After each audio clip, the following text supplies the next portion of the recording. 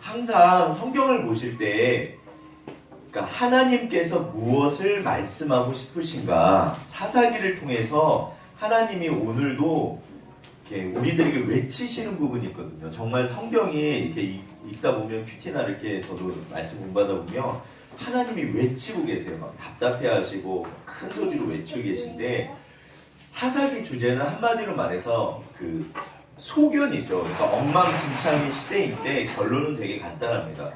소견이요. 내 생각. 그러니까 내 생각. 근데 우리가 신앙생활을 할 땐 반드시 하나님 말씀, 하나님 생각 이게 기준이잖아요. 그래서 각자 자기 소견에 옳은 대로 행하였더라. 근데 문제는 뭐냐면 소견이라고 해서 반드시 나쁜 건 아니거든요. 예를 들어서 얼마든지 내 생각이 좋을 수도 있잖아요. 그런데 중요한 건 내 생각이 하나님의 말씀과 겹쳐져 갈 때 그걸 원하시는 것 같아요. 그러면 내 생각이 하나님의 말씀으로 되어져 가려면 그게 이제 말씀이죠. 그러니까 말씀을 모르면 하나님의 생각이 뭔지 모르는데 표대를 향해서 예를 들어서 어디로 가야 될지 모르잖아요. 또 한 가지는 여기 맹점이 있는 게 뭐냐면 사람들은 전부 심지어 강도나 사기꾼이나 이런 분들조차 자기 생각을 어떻게 여긴다? 옳게 여겨요. 그러니까 인간이 죄인인 이유가 그러니까 사람은 늘 합리화를 시키거든요. 근데 어떻게 보면 이것도 자기가 아는 자기만의 이유가 있어요. 그러니까 강도고 사기꾼이나 아무튼 자기가 왜 그런지 알고 누구나 도둑놈이 재발견이다 아무튼 그런 얘기 들으면 다들 싫어하기 때문에 어차피 자기를 다들 그러니까 오늘 사사기에 등장하는 모든 사람들은 전부 자기 생각 때문에요. 그리고 그 생각은 자기한테는 옳은 생각이에요. 그러니까 이게 딱 이거밖에 없어요. 그래서 이제 사사기를 통해서 그럼 하나님이 하신 말씀이 뭐냐? 일단 오늘날 보세요. 내 안에도 잘못된 생각이 있을까요? 없을까요? 있어요. 아멘. 보시면 어차피 100% 완벽한 사람은 있다 없다? 있다. 없다. 그럼 우리가 그리스도의 장사한 분량으로 성장한다, 자라간다는 말은 고쳐간다는 말이기도 하거든요. 내 안에도 예를 들어서 제 머릿속에 이게 강 목사 머릿속이면 하나님 말씀도 이만큼 있겠지만 뭐 더러운 생각, 지저분한 생각, 아픈 생각, 잘못된 생각 굉장히 많은 것들이 이렇게 자질구레한 것들이 이렇게 있을 수 있거든요. 그러니까 어차피 100% 완벽한 사람은 있다 없다? 없습니다. 그러니까 우리가 살다 보면 더군다나 끊임없이 세상으로부터 생각이 계속 소리들을 계속 들려오거든요. 그러니까 그래서 하나님의 말씀을 붙잡고 비추어 보면서 고쳐가면서 또 채워가라고 그러세요. 불교는 항상 기본이 비워라 그래요. 그래서 그러니까 고난의 불교에서는 고난의 원인을 욕심으로 보거든요. 그래서 욕심을 비워라, 마음을 비워라. 불교는 끊임없이 비우라 그러는데 성경은 뭐라 그러냐면 항상 채우라 그러세요. 성령으로 채워라, 말씀으로 채워라, 은혜로 채워라. 아무튼 우리는 채우는 게 맞는데 문제는 뭐냐면 그러니까 별거 없고요. 지금 우리가 사사기를 공부하는 거는 누구에게 하시는 말씀이다? 무조건 적용하셔야 돼요. 누구에게 하시는 말씀이다? 나에게 하시는 말씀이다. 그러면 강 목사 안에도 그렇고 우리 사랑하는 집사님들 저 옆에 분 보시죠. 지금 눈에 보이시는 그분 생각, 그분 안에도 뭐가 있다? 잘못된 생각들이 있다. 그게 과연 뭘까? 그래서 비춰봐서 내 이야기로 오늘 하나님이 말씀하세요. 그리고 이번 주 제가 혜진자매를 만났는데 이제 개인적으로 사실 이제 계속 좀 봤으면 하는 게 제 생각이거든요. 왜냐면 어차피 그게 우리가 하나님을 서로 배워가는 거라 이렇게 전체적으로도 배우지만 이제 그룹별로도 개인별로도 좀 계속 이렇게 해야 되거든요. 근데 보세요. 혜진이가 뭐라냐면 하나님을 만난다? 하나님을 만나고 싶고 그 기도원이 표징을 구하거든요. 그래서 하나님의 살아계심을 어떻게 알 수 있냐? 혜진자매가 그 얘기 하더라고요. 네. 그래서 아무튼 오늘 그런 얘기를 좀 나누고 싶어요. 그러니까 기도원이 하나님한테 했던 그 질문들, 고민들은 여전히 오늘날 우리들의 질문이고 고민입니다. 또 한 가지는 하나님은 성경에서 역사하시는 일하시는 방식이 오늘날도 똑같다 다르다? 똑같습니다. 그래서 성경을 공부하는 거예요. 그러니까 오늘날 기도원이 나고 삼손이 나고 사실 그렇거든요. 자, 그러니까 이제 말이 좀 많았는데 한번 이제 들어가 보겠습니다. 따라서 우리가 성경 공부하는 이유는 딱 하나입니다. 반드시 기억하셔야 돼요. 지금 성경이 내 이야기를 하고 계세요. 그래서 성경을 공부합니다. 이제 6장부터 9장에서는 이제 그 적사사가 등장해서 6, 7, 8 세 장이거든요. 기도원 이야기가 시작되는데 첫 번째는 3장에서 온니엘과 에훗 이제 기억나시죠? 그 다음에 드보라, 4, 5장은 드보라 이야기, 그 다음에 6, 7, 8은 기도원 이야기, 그 다음에 9장은 이제 적사사하고 11장부터 입다가 시작하고요. 열세, 13장에서는 이제 그 삼손이 등장하거든요. 그래서 오늘 시간 되는 대로 아무튼 볼 텐데 좀 자세하게 보시죠. 일단 기도원은 제가 기도원 그래서 아무튼 조금 이제 신경을 더 쓰긴 했는데 기도원 하면 큰 용사일까요? 겁쟁일까요? 큰 용사일까요? 겁쟁일까요? 갑자기 이 사람이 굉장히 비참한 상황에서 그 타작마당에서 이렇게 그 수확을 하고 있는데 그게 넓은 보통 이스라엘은 이렇게 타작마당이 넓어요. 돌담을 쌓고 그래서 넓은 데서 루키스 같은 데는 넓은 데서 하거든요. 근데 포도주 짜는 그 조그마한 데서 해요. 왜냐하면 넓은 데는 그게 미디안 사람들이 멀리서 보고 있다가 딱 하면은 순식간에 나타나서 전부 뺏어간대요. 그러니까 이게 숨어가지고 몰래 타작을 하고 있어요. 그럼 비겁한 걸까요? 용기가 있는 걸까요? 이게 엄청 비참한 상황이에요. 그때 하나님의 사자가 나타나고 뭐라면 큰 용사야 그래요. 이게 그 되게 웃기는 말이에요. 큰 용사일까요? 아닐까요? 아닐까요? 너무 배고픈데 일제시대 때 그래서 밥 뺏길까봐 구석에서 몰래 이렇게 밥 같은 거 혼자 이렇게 훌쩍훌쩍 먹고 있는데 갑자기 하나님의 사자가 나타나서 큰 용사면 이런 식이에요. 그 말도 안 되는 얘기죠. 근데 제가 왜 이 말씀을 드리냐면 실제로 기도는 큰 용사가 된다 안 된다? 됩니다. 이게요 이제 그 17장 16절인가 그 이후에 보면요 기도원이 정말 탁월한 능력을 발휘해요. 근데 그러면 내 안에도 기도원이 있다 없다? 있습니다. 그러니까 이게요 예를 들어서 베드로 같은 경우도 이게 이제 페트로가 바위란 뜻이거든요. 원래 이름이 시몬이잖아요. 그러면 베드로는 바위처럼 든든한 사람이었을까요? 불안한 사람이었을까요? 굉장히 불안한 사람이었어요. 그러니까 에너지 다혈질이라서 너무 에너지는 차고 넘치는데 갖다 놓으면은 예를 들어서 불안한 사람, 뭐 이렇게 막 나서고 실수하고 막 이렇게 덤벙대고, 그러니까 리더십이 있어서 그런 거는 에너지는 차고 넘쳤지만 절대로 안정적인 사람은 아니었어요. 그런데 예수님이 아예 처음에 만나자마자 뭐라고 하시면 내가 이제부터 너를 베드로라고 부를 거야. 그러니까 아예 예수님이 너는 반이야 그러고 시작해요. 반석이야.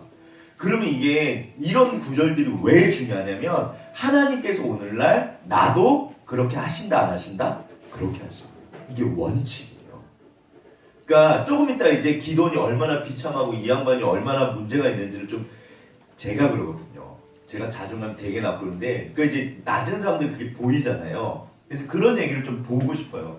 또 한 가지는 하나님께서 우리가 이제 하나님의 사람, 하나님이 쓰시는 사람에 대해서 공부를 하고 있잖아요. 그러니까 하나님이 그래야지 또 그런 사람 쓰잖아요. 자, 제 생각에는 삼성을 씁니다. 삼성. 이 삼성전자 이런 게 아니라 삼성이 뭐냐면 전문성과 영성과 인성. 근데 성경에도 보면 제덕이 겸비한 자를 데리고 오라는 말씀을 하셨어요. 그러니까 재주가 있고 덕이 있어야 돼요. 그러니까 그 인격을 말해요. 근데 거기에다가 더 중요한 건 영성입니다.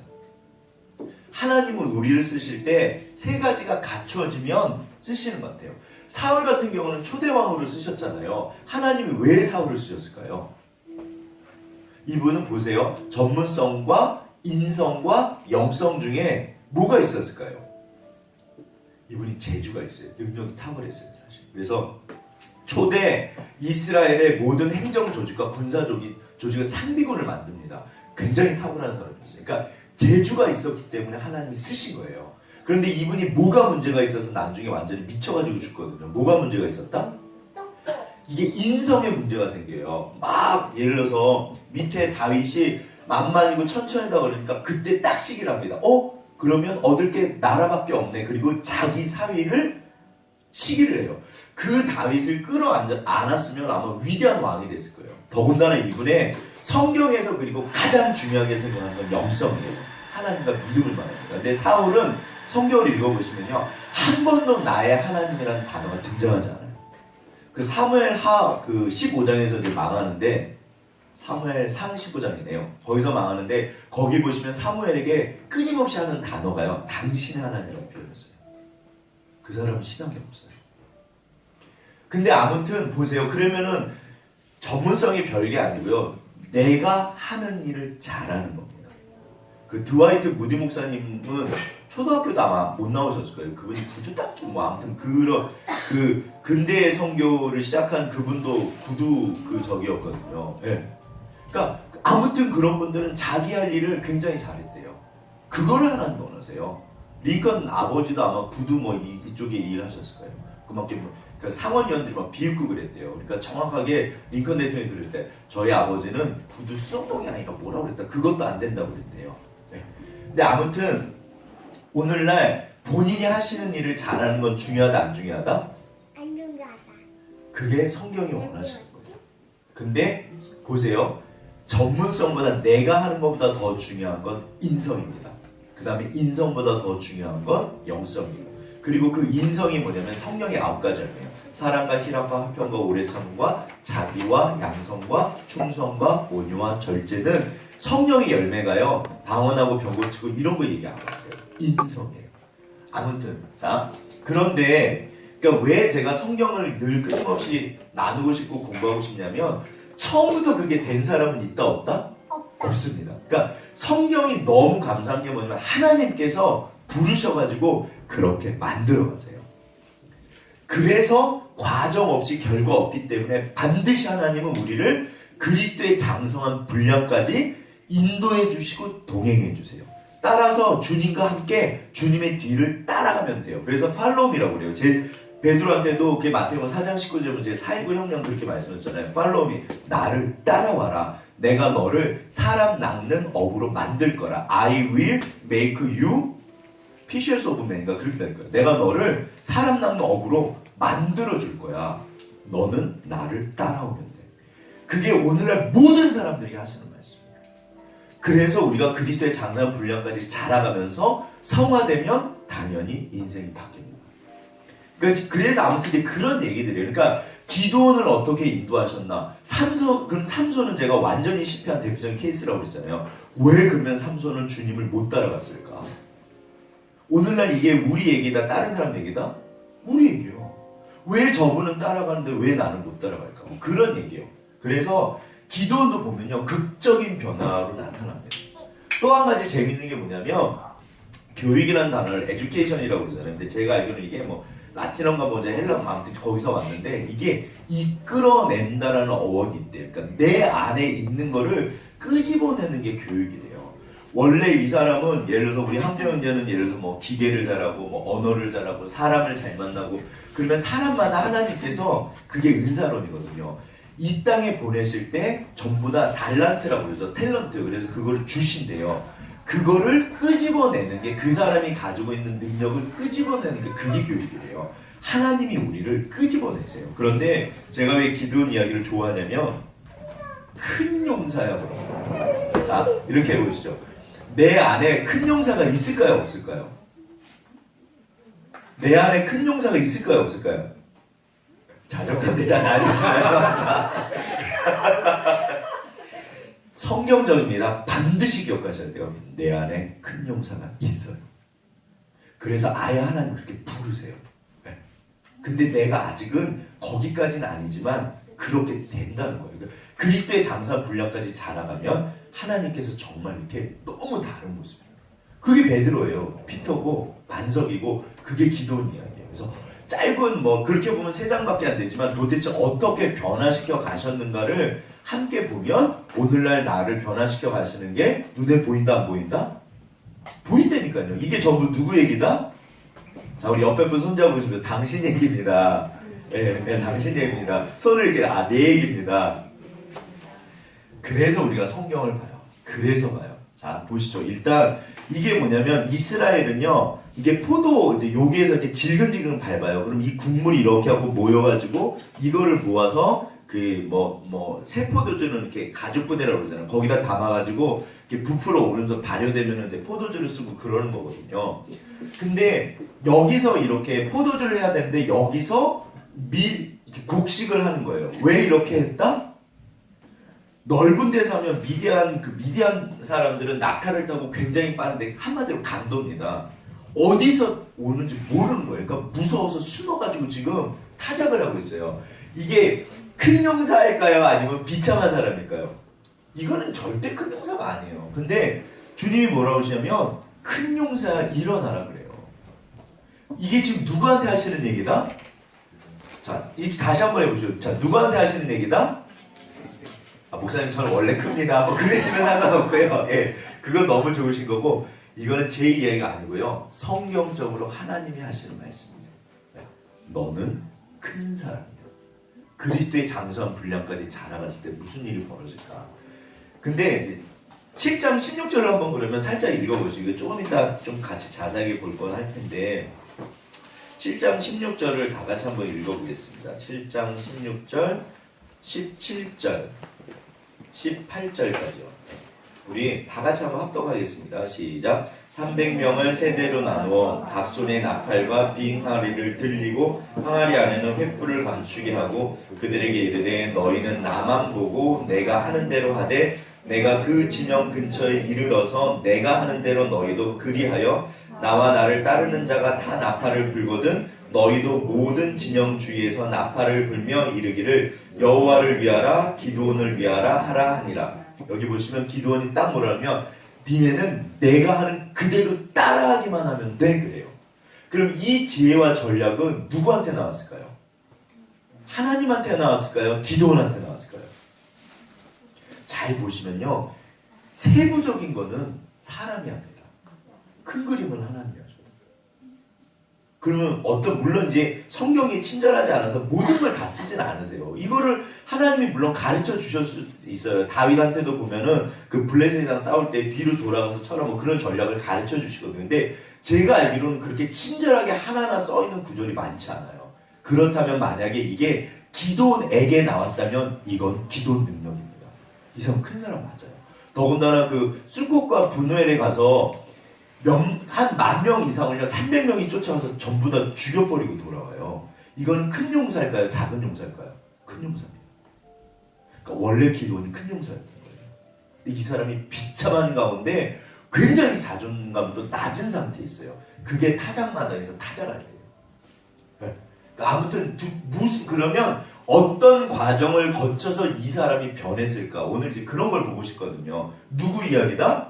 내 이야기 되니까요. 일단 그 전에 6장으로 한번 가보시죠. 우리 하나님의 사자가 나오시는 장면부터 한번 보시죠. 자, 6장에 가시면 우리 그러면 읽어보죠. 11절부터 홍 집사님부터 한 절씩 이렇게 돌아가시면 읽겠습니다. 여호와의 사자가 아비에셀 사람 요아스에게 속한 오브라에 이르러 상수리나무 아래에 앉으니라. 마치 요아스의 아들 기드온이 위대한 사람에게 알리지 아니하려 하니 이를 포도주 틀에서 타작하더니.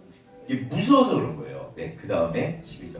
여호와의 사자가 기드온에게 나타나 이르되 큰 용사여 여호와께서 너와 함께 계시리다.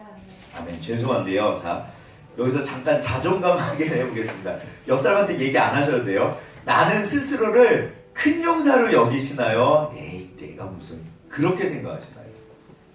어떠세요? 물론 상황마다 다르죠. 어떨 때는 굉장히 좋은 것 같은데 어떨 때 마음이 무너질 때는 안 좋으실 테지만 아무튼 평균을 내보시면 스스로가 자기 자신을 좀 이렇게 높게 좋게 생각하시는지 아주 이게 겸손하고는 다릅니다. 겸손하고는 좀 달라요.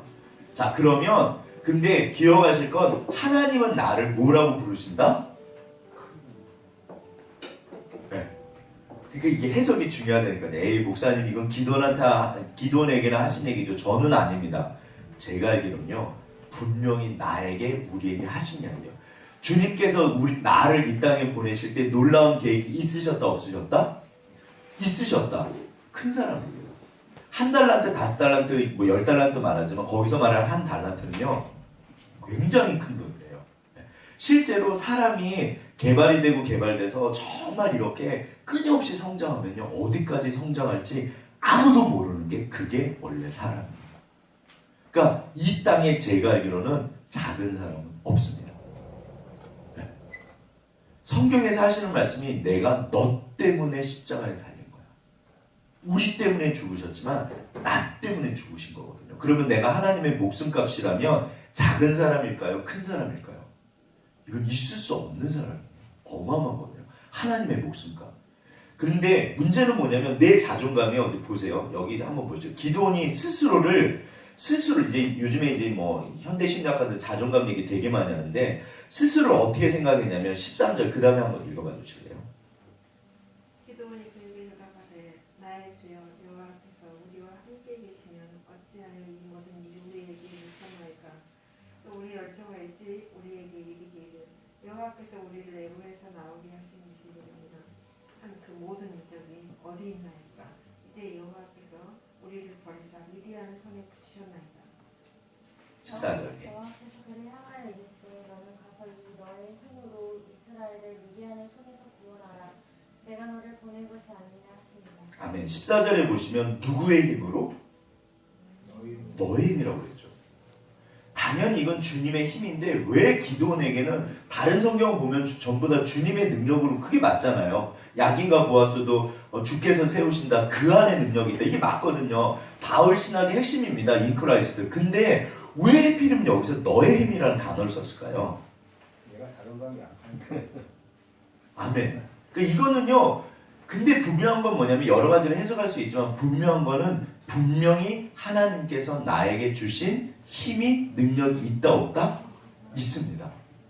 그 협상의 법칙이라고 제가 좀 옛날에 읽은 책인데 미국에서 뭐 아무튼 제일 가는 협상 전문가가 이제 쓴 책이에요. 근데 거기 보면 자기가 그 막내 아들이 있었는데 그 아이가 여기서 거지처럼 어린 거예요. 근데 가족끼리 오랜만에 레스토랑에 이제 가서 식사를 맛있게 하려고 갔는데 이 꼬맹이가 그 집을 되게 싫어했대요. 햄버거 먹자고. 근데 가서 이제 썰고 있는데 한참 얘가 어떻게 하냐면 갑자기 소리를 지르기 시작하는데 도저히 있을 수가 없었대요. 너무 창피해서. 그래갖고 나왔대요. 근데 그분이 그때 느낀 게 뭐냐면 한 사람의 힘. 네. 정말로요. 예를 들어서 죄송해요. 어떤 면에서는 내가 대통령을 싫어해갖고요. 광화문에 뻘벗고 뛰어다니면서 문재인 싫어 막 그러고 뛰어다니는 거예요. 무슨 일이 벌어질까요? 네, 물론 처음엔 잡혀야죠. 근데 계속 그러는 거예요. 계속. 예를 들어서 아무튼 정말 미친 듯이 싫어하는 거예요. 그럼요, 그분은요, 생각보다 굉장히 껄끄러운 사람이 됩니다. 대통령에게는. 그러니까 한 사람의 힘이 어떤 면에서는 굉장하대요. 네. 한 사람의 힘이 어마어마하대요. 실제로 그 말콤 엑스인가? 그 저기 미국의 이슬람 그 과격파 말콤 엑스 맞을 거예요. 그분이 학벌도 없어요, 사실은. 근데 엄청난 그 힘을 받아요. 그러니까 그분도 이슬람 아무튼 그러니까 어떻게 보면 알라를 만난 거죠. 한 사람의 변화는 진짜로 이렇게 역사를 바꾸는. 그러니까 아무튼 내가 가진 힘이 생각보다 크다 작다 엄청 큽니다. 막말로 예를 들어서 여기 최진재 씨가 누구 때문에 죽었다? 어떤 한 뭐 여자가 뭐 이렇게 찌라시가 뭐 이렇게 올렸는데 그것 때문에 일파만파돼서 죽으셨대요. 한 사람이 굉장히 큽니다. 생각보다 내가 가진 아무튼 말이 많은데. 자, 그런데 이제 문제는 뭐냐면 여기 뭐죠? 15절, 15절 한번 그 다음에 읽어봐 주세요. 그러나 기드온이 그에게 대답하되 오 주여 내가 무엇으로 이스라엘을 구원하리이까. 보소서 나의 집은 므낫세 중에 극히 약하고 나는 내 아버지 집에서 가장 작은 자니이다. 근데 이분 집안이요, 이제 조금 있다가 그 바알과 아세라를 찍으라고 그러니까 종 10명을 데리고 가서 그거를 해요. 그럼 이게 작은 집안일까요? 큰 집안일까요? 이거 작은 집안 아니에요. 그 다음에 기드온도 보세요. 어떤 면에서 우리가 제가 늘 강조하는 게 만남인데 만남은 크게 두 가지가 있습니다. 이렇게 하나님이 그냥 나에게 와주셔가지고 만나주시는 그런 만남이 있고, 근데 대부분의 성경에서 말씀하시는 하나님을 만나라는 그 말의 뜻은 뭐다? 주께서 나에게 오시는 게 그게 맞다? 아니면 내가 주께 가는 게 맞다? 10의 9은요, 내가 주께 가는 걸, 그걸 원하십니다.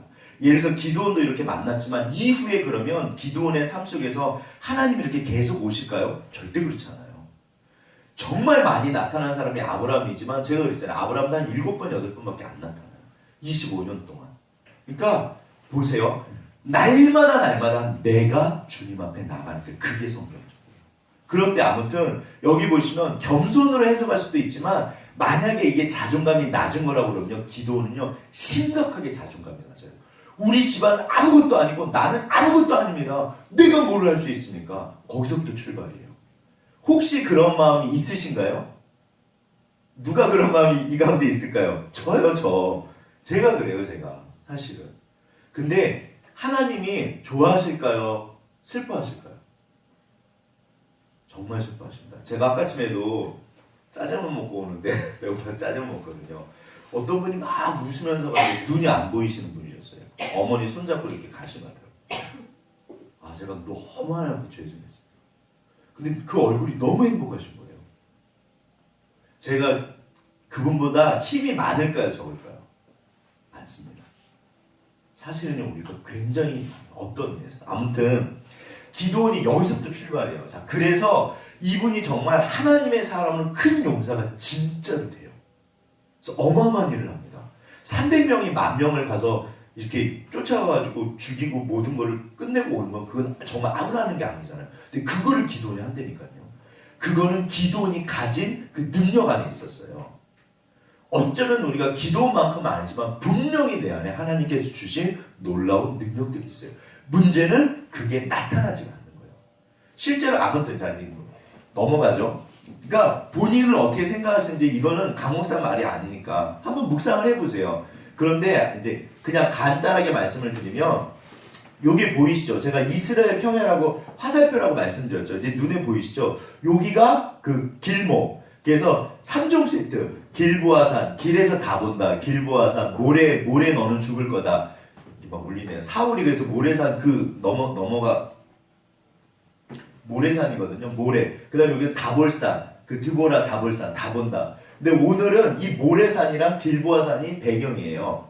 그래서 저 미디안 사람들은 모래산에 모여 있고, 그 다음에 이 사람들은 길보아산에 하롯셈에 모여 있거든요. 그러니까 되게 가까워요. 근데 여기서 대파해가지고 얘네들이 이제 도망을 가요. 제가 요단강 건너갈 때 세 군데라고 말씀드렸죠. 여기가 벳산이에요. 좀 이렇게 지도가 흐리긴 한데 벳산이고 여기가 요단 나루터, 아담. 그러니까 여기 건너가지고 여길로 해가지고 여기가 숫곳이랑 분우엘이에요. 여기가 야복강 흐르는 거 보셨죠? 그러니까 맨날 거기가 거기에요. 그 동네가 그 동네. 이렇게 도망가는데 여기까지 쫓아가서 숫곳이랑 그 분우엘 가서 나 좀 도와줘라. 너무 피곤하고 먹을 것 좀 줘라. 웃기고 있네. 그래가지고 돌아올 때 가만히 안 뒀거든요. 박살내고. 네. 그러니까 객관적으로 봤을 때 누구도 네가 어떻게 세바 삶은 나를 그 위대한 대단한 왕들을 네가 뭔데 잡어. 실제로 잡았고 죽여버려요. 그러니까 기도원이 큰 용사가 맞거든요. 그러니까 이게 전체적인 흐름이에요. 자, 좀 더 자세하게 보시죠. 보이시죠? 여기 보시면 길보아산, 여기가 이제 엔하롯, 여기가 이제 하롯셈이에요. 여기서 모였고 여기가 이제 수넴령인데 여기 모래산, 요 밑에 모였던 거예요. 그러니까 여기랑 가깝다 멀다? 되게 가까웠대요. 다볼산은 여기는 드보라 배경, 이제 여기가 기도원 배경인데 이 사람들이 아무튼 이쪽으로 이제 도망가니까 여기로 와갖고 벳산, 여기 벳산 보이시죠? 그래갖고 끝까지 쫓아와서 끝장을 내고 돌아온 거예요, 기도원이. 자, 조금 더 보시면 여기가 이스라엘 평야예요. 맨날 전쟁을 하는데 여기가 무깃도, 여기가 툭 튀어나온 데가 제가 갈멜산을 말씀드려요. 이게 사실 갈멜산이 좀 커요. 그래서 대부분 이제 여기서 이렇게 이제 보거든요. 인터넷 사진은 여기서 이렇게 봐요. 여기가 무깃도, 그 최후의 전쟁 뭐죠? 아마겟돈이 무깃도거든요. 네. 아무튼 자 넘어가시면 여기요. 길보아산, 그러니까 이쪽으로 가면은 여기가 이제 요단강인 거예요. 그래서 길보아산, 여기가 하롯셈, 여기가 모래산, 요 두 군데에서 이렇게 대치하고 있다 싸운 거고, 여기는 다볼산, 여기가 이스라엘 평야. 그래가지고 가서 대파하고 쫓아가서 끝까지 간 거예요. 재밌는 게 뭐냐면 여기가 이제 오르바, 여기가 그 기드온 고향이에요. 그러니까 여기 정 가운데 있어요. 굉장히 잘 보는데 말년에 조금 이따 볼 텐데 기드온이 말년이 좋다 안 좋다? 말년이 안 좋아요. 말년이 안 좋아요. 그래갖고 기드온의 죄악이 9장의 적사사 아비멜렉으로 연결돼요.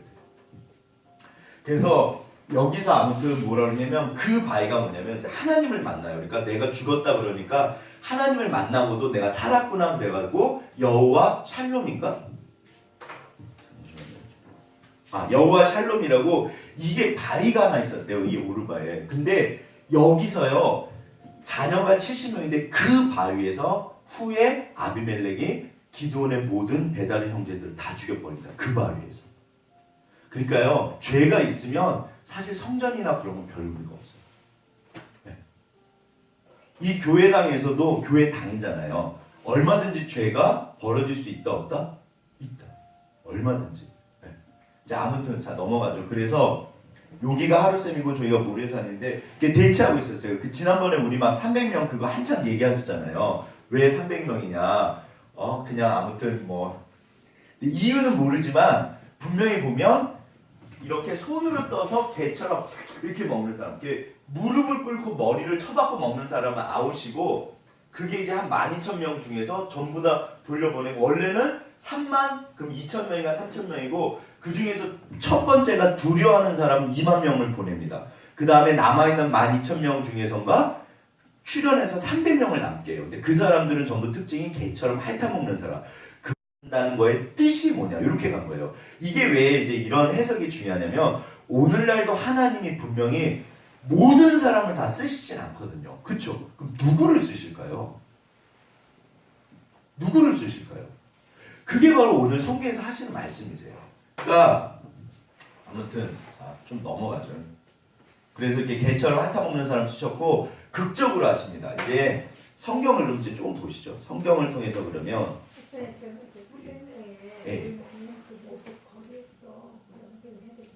그러니까 이제 그래서 이거를 제가 깊이 있게 자세하게 보는 게 거리가 가까운데 제가 지난주에 말씀드렸잖아요. 머리를 놓고 먹는다는 얘기는 아예 관심이 없는 거예요. 그러니까 아무 생각이 없는 거죠. 자기가 그냥 전쟁에 왔는데 예를 들어서 군대에 왔는데 어떤 사람은 그냥 뭐 군생활 뭐 그냥 흘러가는 거지. 그냥 아무 생각 없이 하는데 어떤 분은 내가 그래도 나라 민족을 지키려면 혹시 전쟁이 날지 모르니까 총도 좀 더 잘 쏘려고 연습도 하고 PT PT 맞죠? 아무튼 그것도 그러니까 스스로를 위해서 이렇게 하는 거예요. 훈련되고자. 그러면 똑같이 해도 군생활이 완전히 다르잖아요. 그 300명은 그야말로 전쟁을 하러 온 사람들인 거예요. 그래서 경계를 해요. 그래서 이렇게 먹으면서 이게 갈대밭이라서 잘 보이지도 않아서 이렇게 갈대가 높으니까 떠가지고 먹으면서 봤다는 거예요. 오늘날 성경에 보면 이게 어느 정도 일리가 있는 게 깨어라 근신하라 너희 대적마귀가 너희를 삼킬 자를 찾고 있다. 자 보시자고 오늘날 우리 교회 생활을 보시면 대부분 주일날 예배드리고 오시는데 기쁜 마음으로 즐거운 마음으로 기대하고 오늘 무슨 은혜를 주실까 하나님이 나를 통해서 무슨 일을 하실까 그렇게 신앙생활 하세요. 그냥 아무 생각 없이 오셔서 앉아있다가 가세요. 서로 말씀하기가 민망하시잖아요. 심지어 강 목사도 습관을 따라서 아무 생각 없이 앉아있을 때가 있어요. 그러니까 그게요 어쩔 수 없이 사람이 다 그래요. 그래서 끊임없이 나 자신을 돌아보면서 하나님이 나를 자 한번 보세요. 왜 보내셨을까? 하나님이 정말 나를 쓰실까? 그럼 어떻게 해야지 쓰실까?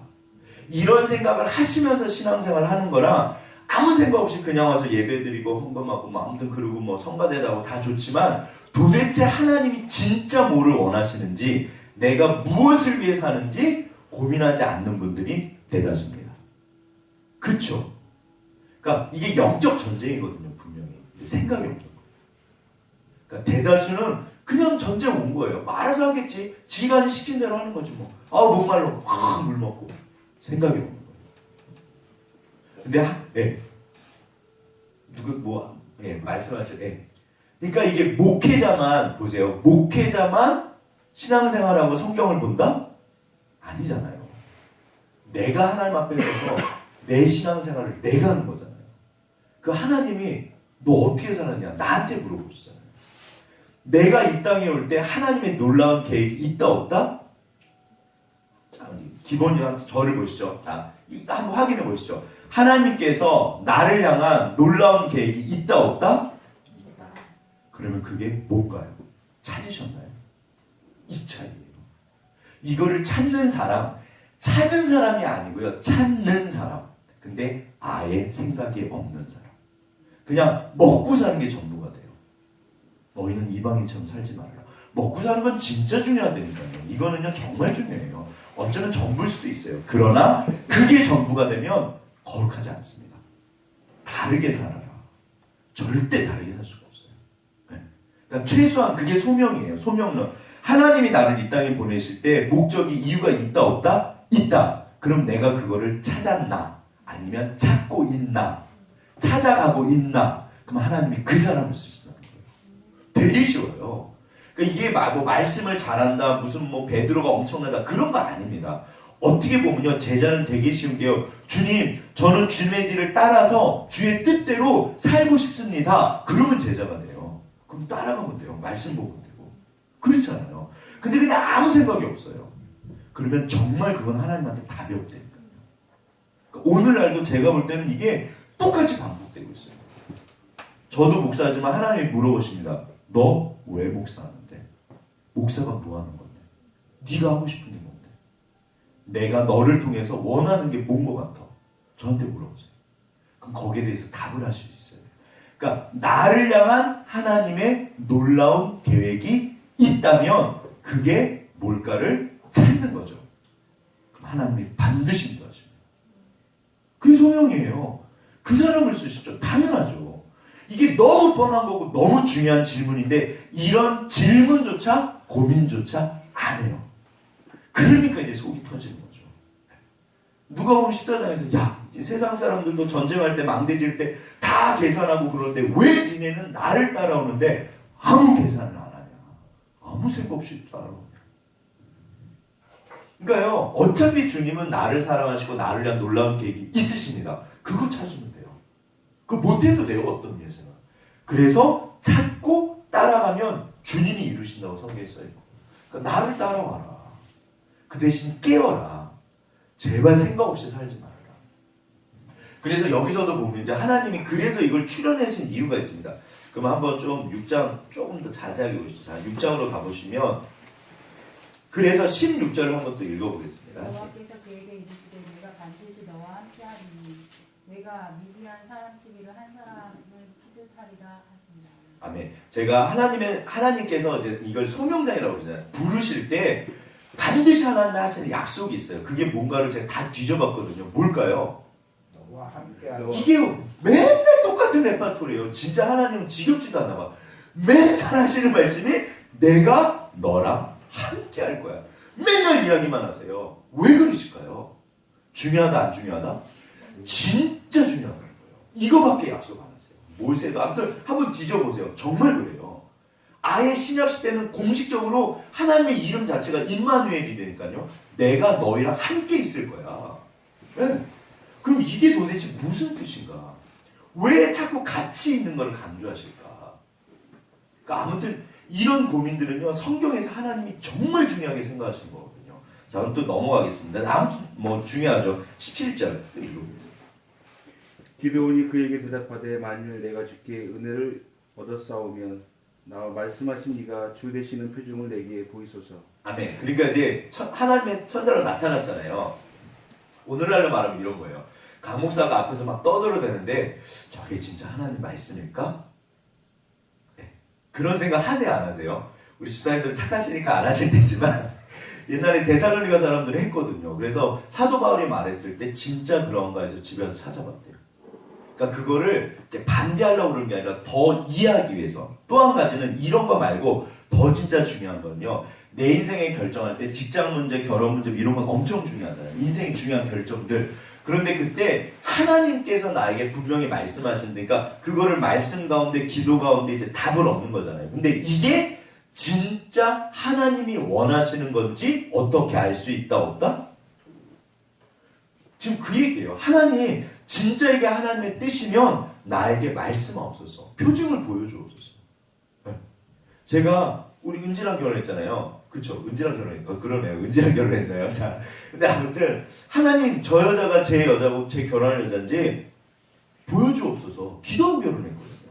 그때 하나님의 말씀을 하셨을까요? 안 하셨을까요? 근데 이제 보세요. 재밌는 게 뭐냐면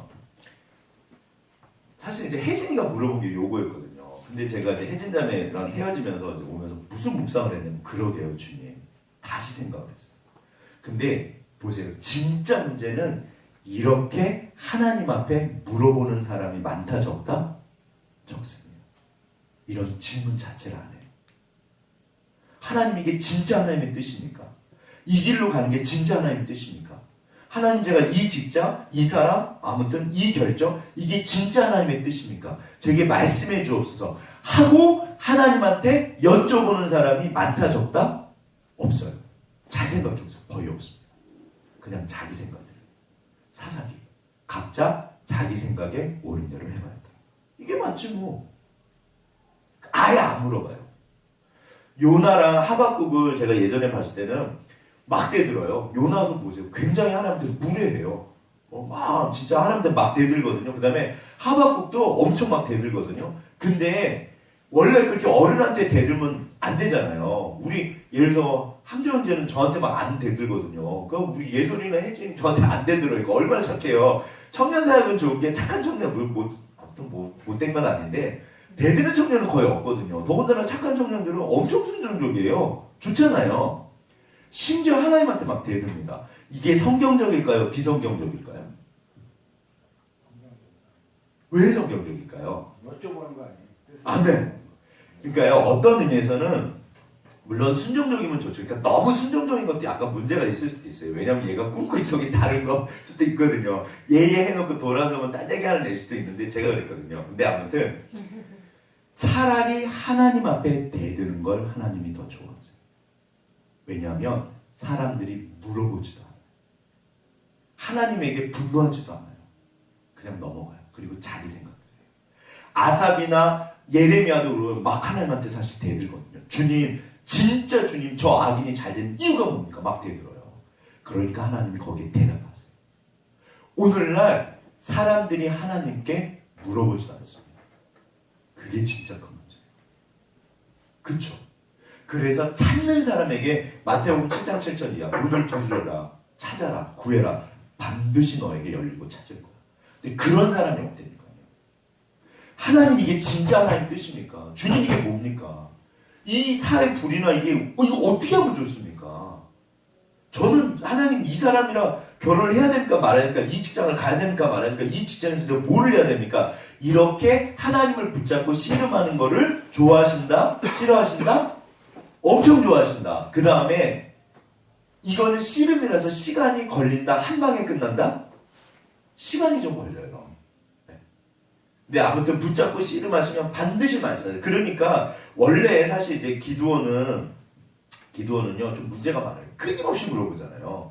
원래 이게 제가 볼 때 좋은 건 아닌 것 같아요. 그러나 이렇게라도 해서 기드온이 변한 거예요. 기드온이 정말 믿음을 가지게 돼요. 차라리 이게 낫다는 거예요. 그렇게 보면. 심지어 마지막에 가면 하나님이 야 기드온이 따라와봐. 내가 마지막 마침표를 찍어줄게. 네가 믿음을 가질 수 있고 두려움을 없앨 수 있도록 도와줄게. 그리고 아예 부하를 데리고 오라고. 그래서 거기 가서 가보라고 그래요. 그래서 하나님이 그 표적을 마지막에 오히려 하나님이 확신을 시켜줘요. 그리고 나서 기도를 확 바뀌어요. 네. 이게 한 3번, 4번 걸리는 것 같아요.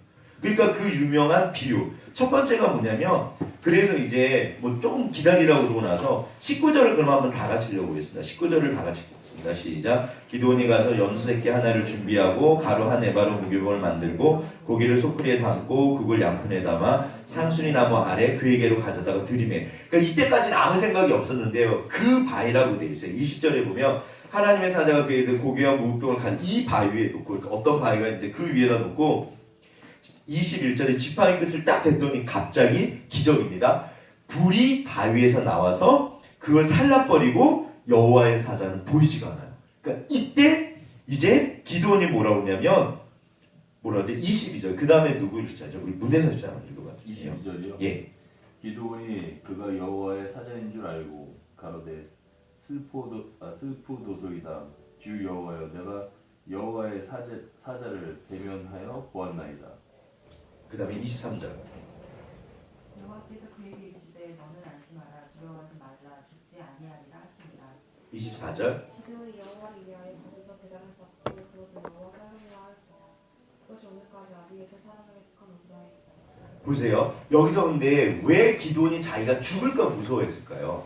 성경에 보면 그 원칙 중에 하나가 하나님을 만나면 즉사입니다. 그러니까 그 구약에는요 하나님의 현현이라고 그러는데 여기 등장하는 하나님의 사자는 여호와 하나님 자신이세요.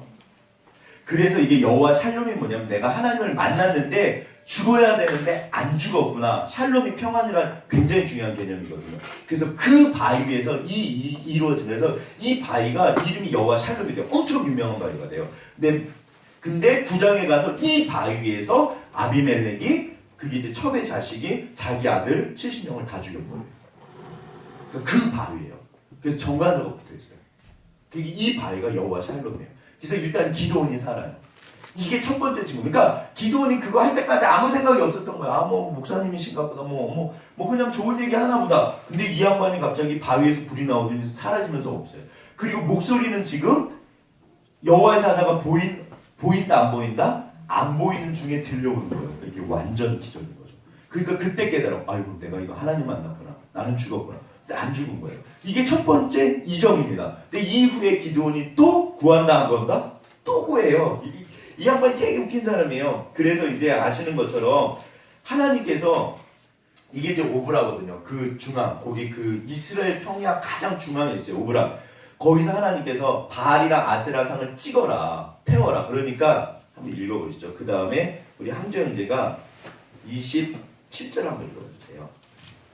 이에 기드온이 종 10사람이 데리고 여호와께서 그에게 말씀하신 대로 행하되 그의 아버지의 가문과 그 성읍 사람들을 두려워함으로 이 일을 밤이 낮에 행하지 못하고 밤에 행한다.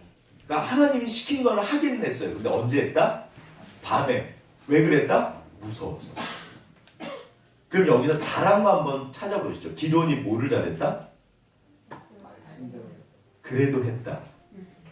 그래도 했다. 하나님은 이거를 기뻐하신다, 슬퍼하신다? 만점은 아니지만요. 그래도 하는 걸 원하십니다. 무서워하는 거는 지난번에 우리가 보셨잖아요. 그러니까 어차피 사람은 무서워하거든요. 무서워도 하는 거예요. 두려워도 하는 거예요. 원래 믿음으로 사는 건 불안하다, 안 불안하다? 불안해요. 네. 어떤 사람도 제가 알기로 완벽한 사람은 없어요. 무서워도 두려워도 때로는 실망하고 때로는 죄를 짓고 넘어져도 그러나 뚜벅뚜벅 한 걸음씩 가는 겁니다. 그러면 어차피 주님이 하시거든요. 그러니까 그럼에도 불구하고 가는 게 제가 알기로는 신앙이에요. 그러니까 이 사람이요 되게 겁쟁이에요. 그래서 아침에 일어나고 난리가 났습니다. 이제 뭐 바알이 뭐 아세라상이 찍혔다. 그러니까 누가 그랬냐? 데려다 죽이자. 그러니까 사람들이 아 이거 저기 그 기브온이 그랬지. 그러니까 이제 기브온 아버지가요. 이게 기브온 아버지 우상이었거든요. 너희가 바알을 위하여 우리 한번 31절 그럼 또 한번 읽어주실래요? 아 그러면 예 죄송해요. 30절을 다 같이 읽겠습니다. 30절을 시작. 온 사람들이 여호와에게 이르되 내 아들을 끌어내라. 그는 당연히 죽을지니 이는 바알의 전례를 파괴하고 그 곁에 아세라를 찍었음이니라 하니. 홍집사님이 31절 읽어봐주세요. 요아스가 자기를 불러던 모든 자에게 이르되 너희가 바알을 위하여 다투느냐 너희가 바알을 구원하겠느냐 그를 위하여 다투는 자는 아침까지 죽임을 당하리라. 바알이 과연 신이신데 그의 제단을 파괴하였은즉 그가 자신을 위해 다툴 것이니라 한다. 그때부터 기도원의 별명이 여룻바알이래요. 근데 보세요. 이 세상의 우상은 신은 그 나무나 돌멩이로 만든 거는 스스로를 증명을 할까요 못할까요? 못합니다. 그게 이사야서나 그런 데 보면은 저한테 가서 물어봐라. 말을 하나 뭐를 하나. 그건 그냥 돌덩이지. 그런데 하나님만이 스스로를 증명하세요. 그게 그 유명한 베세메스로 가는 소이야기예요. 하나님만이 역사 가운데 스스로가 하나님이신 것을 증명하십니다. 지금도. 어떻게 보면 쉽게 보면요. 아브라함의 그 여호와 하나님은요. 그냥 어떤 한 개인이 믿었던 그 가정신이에요. 가문신이에요. 기껏해야 그냥 아브라함이라는 사람이 믿었던 신이에요. 근데 그 신이 온 천하에 자기가 온 세상을 지었다고 엄청난 말을 하신 거죠. 그리고 그거를 증명하신 거예요. 그래서 오늘날 우리가 믿어요. 그쵸? 그 당시 그게 그 드라빔 아시잖아요. 그 집집마다 이렇게 일본에 가면은 공식적인 신이 600만인가 그렇대요. 가면 집집마다 다 있어요. 뭐 신발신, 별 신이 다 있어요. 전부 신이에요. 예? 그 전부 잡신이잖아요. 하나님만이 진정한 신이십니다. 자기 자신을 스스로 증명해. 야, 바알이 진짜 신이면 지가 하겠지. 니네가 뭔데 나서. 네. 근데 아무튼 그리고 나서요. 이제 보세요. 그리고 나서 재밌는 게 또 우리 33절 한 집사님 읽어봐주세요. 그때 미디안과 아말렉과 동방 사람들이 다 함께 모여 요단강을 건너와서 이스라엘 골짜기에 진을 친지라. 그 다음에 34절. 여호와의 신이 기드온에게 강림하시니 기드온이 나팔을 부르니 아벨들 모습이 다 모여서 그를 돕고. 그 구약에서 제가 그러니까 우리가 관심이 뭐냐면 하나님의 사람, 하나님께서 쓰시는 사람, 하나님의 능력이 임한 사람, 그게 이제 관심인데 반드시 주위에서 보실 게 뭐냐면 여호와의 신이 임했다는 구절이 등장합니다. 다윗에게도 심지어 사울에게도 전부 다 하나님의 신이 임하신, 여기서도 보면 여호와의 영이 기드온에게 임하시니. 오늘날 현대교회에서 지금 구원론이나 이런 거 가지고 막 이렇게 논쟁하지 않아요. 오늘날 현대교회에서 가장 이슈가 되는 그 교단 간의 그 논쟁거리는 뭐다? 성령론이요. 성령세가 있냐 없냐, 사실 이제 이 싸움이거든요. 그런데 보세요. 재밌는 게 뭐냐면 이렇게 여호와의 신이 임하셨는데도 이후에 기드온이 여전히 불안하다, 안 불안하다? 여전히 불안해요. 여전히 불안해요. 여전히 불안해요. 네. 그러니까 그러면 여기를 손가락으로 잠깐 껴넣으시고, 오늘 아침 사실 이제 제가 우리가 아침 큐티를 학개설을 하고 있는데 학개설을 잠깐 가보시죠. 학개서 2장 5절. 제가 사실 성경을 그래도 꽤 읽어서 대부분 이렇게 보면은 기억나는데 이 구절은 제가 읽었던 기억조차도 안 나더라고요. 야. 근데 제가 볼 때는 엄청 중요한 구절인데 이걸 왜 몰랐는지 모르겠어요. 학개서 2장 5절, 구약 1311페이지. 오늘 아침에 나눴던 또 말씀이기도 한데 다 같이 한번 읽어보겠습니다. 구약 1311페이지 학개서 2장 5절 다 같이 읽겠습니다. 찾으셨나요? 읽겠습니다. 시작. 너희가 애굽에서 나올 때 내가 너희와 언약한 말과 나의 영이 계속하여 너희 가운데 머물러 있나니 너희는 두려워하지 말지어다. 이 말의 뜻이 뭘까요? 출애굽한 이후부터 하나님이 어떻게 하셨다? 너희를 떠난 적이 한 번도 없다는 거죠. 계속해서 너희 가운데 나의 언약한 말과 나의 영이 너희 가운데 거했다. 그런데 그 다음에 문제가 뭐다? 너희는 내가 없는 것처럼 살았어. 나는 너희 곁을 떠난 적이 없어. 그러니까 이게요, 원칙은 뭐냐면 굉장히 쉽습니다. 하나님이 여전히 나를 큰 용사라고 부르신다, 안 부르신다? 부르신다. 그런데 누구는 큰 용사로 살고 누구는 그렇지 못해요. 사실. 차이가 뭘까? 누구는 어차피 주님은 내 옆에 계신다, 안 계신다? 이건요, 하나님이 공식적으로 약속하신 거예요. 내가 너를 절대 떠나지 않고 버리지 않고 어차피 주님은 내 옆에 계세요. 이건 공식적인 말이에요. 그런데 어떤 분은 주님과 동행하고 성령이 충만하고 어떤 분은 하나님도 경험하지 못하고. 진짜 하나님이 계실까? 왜 이런 차이가 왜 생길까요? 저는 이게 너무 그러니까 신기한 거예요. 네. 어차피 하나님이 나를 핏값으로 사신 거거든요. 저 사람이 아니고 어떤 우리가 아니에요. 나를 핏값으로 사신 거예요. 그러면 진짜 하나님은 나한테, 내가 하나님한테 중요한 사람이거든요. 자, 아무튼 그런데 일단 쉽게 말하면 결론은요, 그거를 믿고 그대로 사는 사람과 못 믿고 관심도 없고 마음도 없고 그냥 사는 사람. 제가 볼 때 관심에 거기서부터 차이가 나요. 예. 하나님을 제대로 믿고 하나님 같은 대로 가면 무조건 큰 사람이 된다는 의미로 받아들여져요. 그렇죠. 그건 예. 아니라는 거예요. 그렇죠. 예. 그러니까 이제 여기서 집사님이 말씀하신 것처럼 그러면 이제 보세요. 제가 사실 또 고민했던 문제가, 그러면 하나님 큰 사람이 뭡니까 도대체? 자, 한번 보시죠. 우리가 그리스도의 장성한 분량까지 자라간다 했을 때, 제가 교회사를 꽤 좋아해서 꽤 많이 읽었거든요. 근데 거기 보면 드와이트 무디 목사님, 스펄전 목사님, 아무튼 어마어마한 그런 분들이 등장하세요. 근데 보세요. 그런 교회사의 어거스틴처럼 어마어마한 그런 목회자들이 훨씬 많을까요? 아니면 그야말로 이름도 없이 빛도 없이 뭐 있는지 없는지 존재감 없이 살았던 목회자들이 많을까요? 누가 훨씬 더 많을까요? 네, 저 같은 사람이 훨씬 많겠죠. 그러면 이제 보세요. 하나님 앞에 큰 자가 누굴까요? 어차피 예를 들어서 물론 그러니까 그분들이 큰 목사님이고 그건 맞죠. 그런데 모든 사람이 그렇게 살 수도 없고 살 필요도 없어요. 어떤 의미에서. 그러면 진짜로 하나님이 나를 보내신 이유가 뭘까 했을 때 제가 내린 결론은 뭐냐면 그래서 저도 이제 고민을 많이 했는데 왜냐하면 저도 하나님 앞에 잘 살고 싶거든요. 근데 모든 사람이 예를 들어서 유명해지고 막 그렇게 막 어마어마하게 되고 그런 삶은 소위 말해서 제가 그랬잖아요. 비전, 꿈 이런 개념 자체가 등장한 게 100년 정도밖에 안 됐다니까요. 그 이전에는 계급사회여서 아예 이런 거 없었어요. 그러면 예를 들어서 성경에서는 물론 뭐 성경적으로 말하면 비전, 꿈 그럴 수도 있지만 그럼 비전을 이루지 못하고 꿈을 이루지 못한 사람은 이게 쓸모없는 인생인가? 이런 청년 때 이런 제가 선교단체에 있을 때 엄청 이런 얘기 많이 했거든요. 근데 실제로 하나님께서 주신 위대한 꿈을 이루는 사람은 많다 적다? 많지 않습니다. 그럼 하나님 저는 잘못 사는 거고 제 문제가 아니라 대부분의 하나님의 사람들 어떻게 보면 보이지 않는 곳에서 하나님 앞에 충성하는 사람들은 잘못 사는 건가요?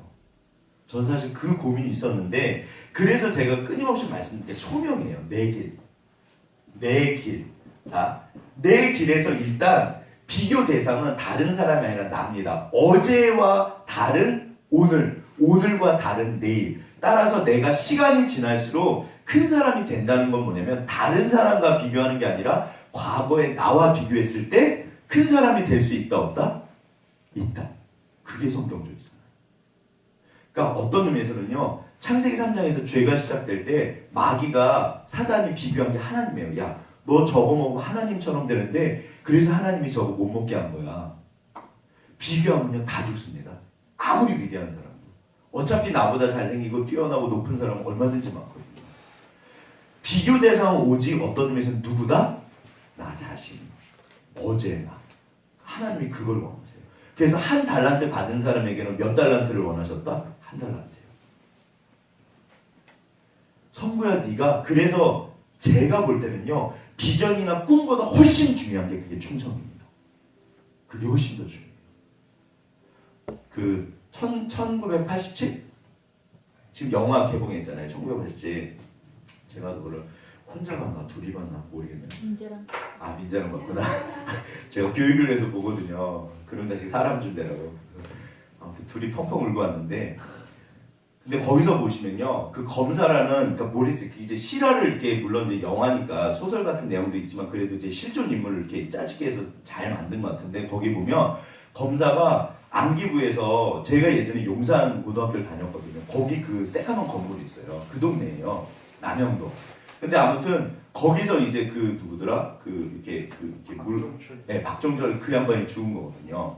근데 박정철 씨가 죽으니까 그냥 덮은 거예요. 덮으려고. 근데 검사 하나가 꼬장꼬장하면서 그거를 안 해가지고 끝까지 해가지고 그게 이제 밝혀진 거거든요. 근데 제가 그 검사를 보면서 무슨 생각이 들었냐면 저분이 나라 민족을 위해서 저렇게 하는 걸까? 근데 그분의 대사를 보면 이것들이 검사를 뭘로 보고 이런 단어들이 나와요. 최근에 어떤 부장 검사님인가가 나는 대한민국이라는 커다란 배에 조그마한 나사못이다. 나는 그냥 붙어있는 게 내 최선이라고 생각한다. 나는 생활형 검사다. 그 부장 검사가 무슨 그런데 부장 검사 정도 되면 엄청나잖아요. 근데 이게 고린도 전서에서 말씀하신 은사론입니다. 네가 모든 사람이 다 눈이 될 수 없고요. 모든 사람이 다 입이 될 수 없어요. 하나님이 교회는 각자의 위치에서 자기를 충성하는 걸 원하십니다. 그렇죠? 그러니까 제가 어떤 의미에서 그래서 거기 그런 사람들이 나와요. 기자도 그렇고 아무튼 자기 위치에서 자기 역할에 충실한 사람들이 결국 역사의 그 조각 그림이 맞춰지면서 역사가 바뀌어버려요. 실제로 그렇습니다. 1517년에 마틴 루터가 그 쿠텐베르크 성당이 그걸 할 때 95개 좀 방방을 할 때요. 제가 알기로는 이 썩어빠진 역사를 바꾸자. 그게 아니었대요. 교황이 헛짓을 하니까 너무 열받아서 그냥 그렇게 한 거래요. 근데 그게 일파만파 퍼지면서 감당할 수 없을 만큼 일이 커져버린 거예요. 그때 인쇄술이 개발이 되거든요. 그 전에도 종교개혁이 있었는데 전부 화형당해요. 근데 그 전에 쿠텐베르크가 인쇄술을 개발해서 업자들이 이게 돈이 될 것 같으니까 그냥 마틴부터 어떤 의미에서는 별 생각 없이 이렇게 너무 열받으니까 자기 소신을 이렇게 밝힌 거죠. 이건 틀렸다. 교황이 이거 틀렸다 그랬는데 그거를 베껴가지고 유럽 전역에 그 다음날 눈 떠보니까 전부 다 퍼져 있더래요. 그래서 이걸 덮지를 못한 거예요. 그래서 어마어마한 일이 벌어진 거예요. 네. 그러니까 역사의 주인은 누구시다? 하나님이에요. 어차피 우리는 미래를 모릅니다. 그럼 내가 할 게 뭐? 그럼 내가 할 수 있는 게 뭘까요? 충성이에요. 충성이에요. 제가 알기로는 맡은 자에게 구할 것은 충성입니다. 하나님께서 저한테 하신 말씀도 너는 네 자리에 있는 거야. 너는 네 자리에. 그러니까 누군가 그 한 사람 그 자리에 지켜서 하나님 앞에 거룩하고 마음 아파하고 씨름을 하고 때로는 내가 이거 뭐 하는 짓일까? 그렇다고 뭐 역사가 바뀔까? 어떤 의미에서는요. 하나님은요. 그 전체 역사에 관심이 없습니다. 나한테 관심이 있어요. 네가 나를 사랑해. 네가 나를 사랑해. 네. 그래서 그게 이제 기드온이 그래서 말년이 좋지 않은 거예요. 그러니까 큰 목사님들이 그렇게 목회를 잘해 놓으시고 말년에 망치잖아요. 그 이유가 뭐냐면 하나님에 대한 첫사랑이 변질이 된 거예요. 그거 잊어버리면 전부 아웃입니다. 그래서 에베소 교회가 혼나요. 계시록에. 그러니까 하나님이 원하시는 건 어떤 의미에서는요. 위대한 일을 물론 하나님이 하시지만 좋죠. 모든 사람이 어거스틴처럼 살 수는 없어요. 그럼 내가 주님이 진짜 나에게 원하시는 거예요. 그게 소명론이에요. 내가 너에게 놀라운 계획을 하고 있으니까 우리가 볼 때는 별거 아닐 수도 있거든요. 그게 이제 스룹바벨 성전을 보고 사람들이 막 울어요. 보잘것없다고. 그러니까 하나님께서 니네가 이걸 왜 울어? 이게 솔로몬의 영광보다 훨씬 더 커. 하나님의 개념은 다르세요. 그래서 오직 의인은 믿음으로 삽니다. 그래서 그 10명이 없어서 소돔과 고모라가 멸망한 거거든요. 자기 자리에서 의인으로 살아낼 수 있는 사람을 원하세요. 제가 알기로는 앞으로 미래 사회는 이게 더 중요해져요. 한 사람의 힘이 정말 커지거든요. 네. 그러니까 아무튼, 그러니까 저도 늘 고민이 있어요. 하나님, 저는 자존감도 낮고 진짜 목사님들이 그렇게 많은데 위대한 종들도 엄청 많은데 저 같은 거 뭐 하나 목회 안 해도 뭐 상관도 없지 않습니까? 막 사실 그렇게 하나님한테 대들 때도 있고 실제로 제 마음이 무너지면 전 그렇게 생각해요. 저는 별거 아니거든요. 어떤 의미에서는 진짜. 근데 하나님은 좀 약간 다르신 것 같아요. 정말 다르세요. 예를 들어서 나 자체가 하나님 보실 때는 어떤 존재? 하나님의 목숨값. 하나님의 목숨값. 그러니까 세상에서 말하는 큰 자 이런 거랑은 또 좀 다르세요. 성경에서 말씀하시는 걸 또 좀 다르세요. 아무튼 이게 그런 내용입니다. 그런 내용이고 결국 기도원도요. 그렇게 보면 말년이 좋지 않아요. 이거 아웃이에요. 그래서 한 사람을 찾으세요. 한 사람. 저를 따라해 보시죠. 충성. 제가 알기로는요. 비전보다 충성입니다. 그러면 하나님이 그분을 쓰세요. 맡은 자에게 구할 것은 충성입니다. 사실 우리 미래 모르잖아요. 네. 근데 아무튼 그 나사 하나를 가지고 하나님이 역사를 이루십니다. 나사 하나가 빠지면 배가 가라앉을 수도 있거든요. 하나님이 그걸 말씀하신 기도원에게 말하는 크다라는 크다라는 거다. 우리가 일반적으로 생각하는 크다라는 그 해석이 다르다. 그렇죠. 네. 그러니까 이제 제가 그래서 아무튼 저도 그러니까 제 나름대로 이렇게 씨름을 한 거예요. 그러면 주님 저는 어거스틴도 아니고 마틴 루터 킹도 아니고 이런 분들 아닌데 그러면 저 같은 게 무슨 의미가 있을까요? 의미가 있을까요? 없을까요? 옆에 분을 보시죠. 의미가 있을까요? 없을까요? 있으니까 하는 거죠. 아멘. 다 좋아하시고. 사실은 막 솔직히 어떻게 보면 별거 아니거든요. 그래서 제가 소록도에 갔는데 어떤 권사님이요. 제가 정말 그분을 보면서 그분은요. 죄송해요. 아무것도 하시는 게 없어요. 그분은 국가에 돈만 축냅니다. 국가에서 다 해줘요.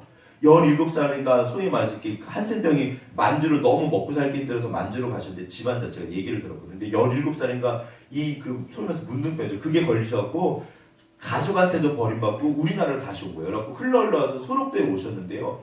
제가 정말 그 권사님 기억이 나는 게 계속 감사하대요. 저는 너무 감사해요. 너무 행복해요. 너무 감사해요. 가슴이 터질 것 같아요. 하나님 이 권사님의 의미가 뭡니까? 그분은요 존재 자체가 하나님한테 보석이에요. 하나님이 그러니까 소록도에 계신 모든 분들이 제가 볼 때 그래요.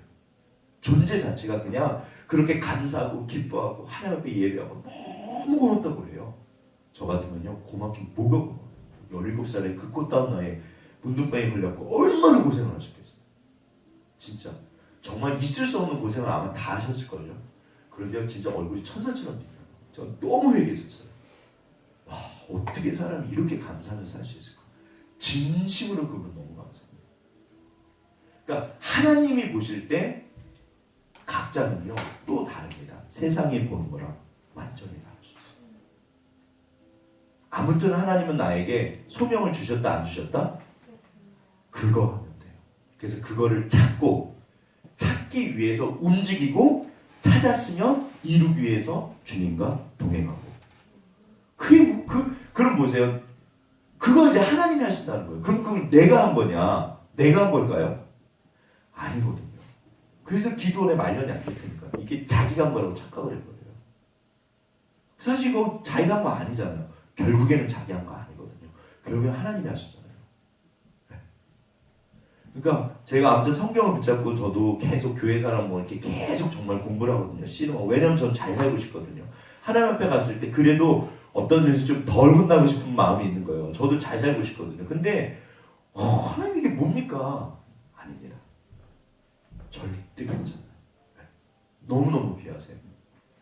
자존감이 낮아서 나를 별로라고 여기시면 자 옆에 분을 보시죠. 별로이신 것 같으세요? 너무 귀하신 것 같으세요?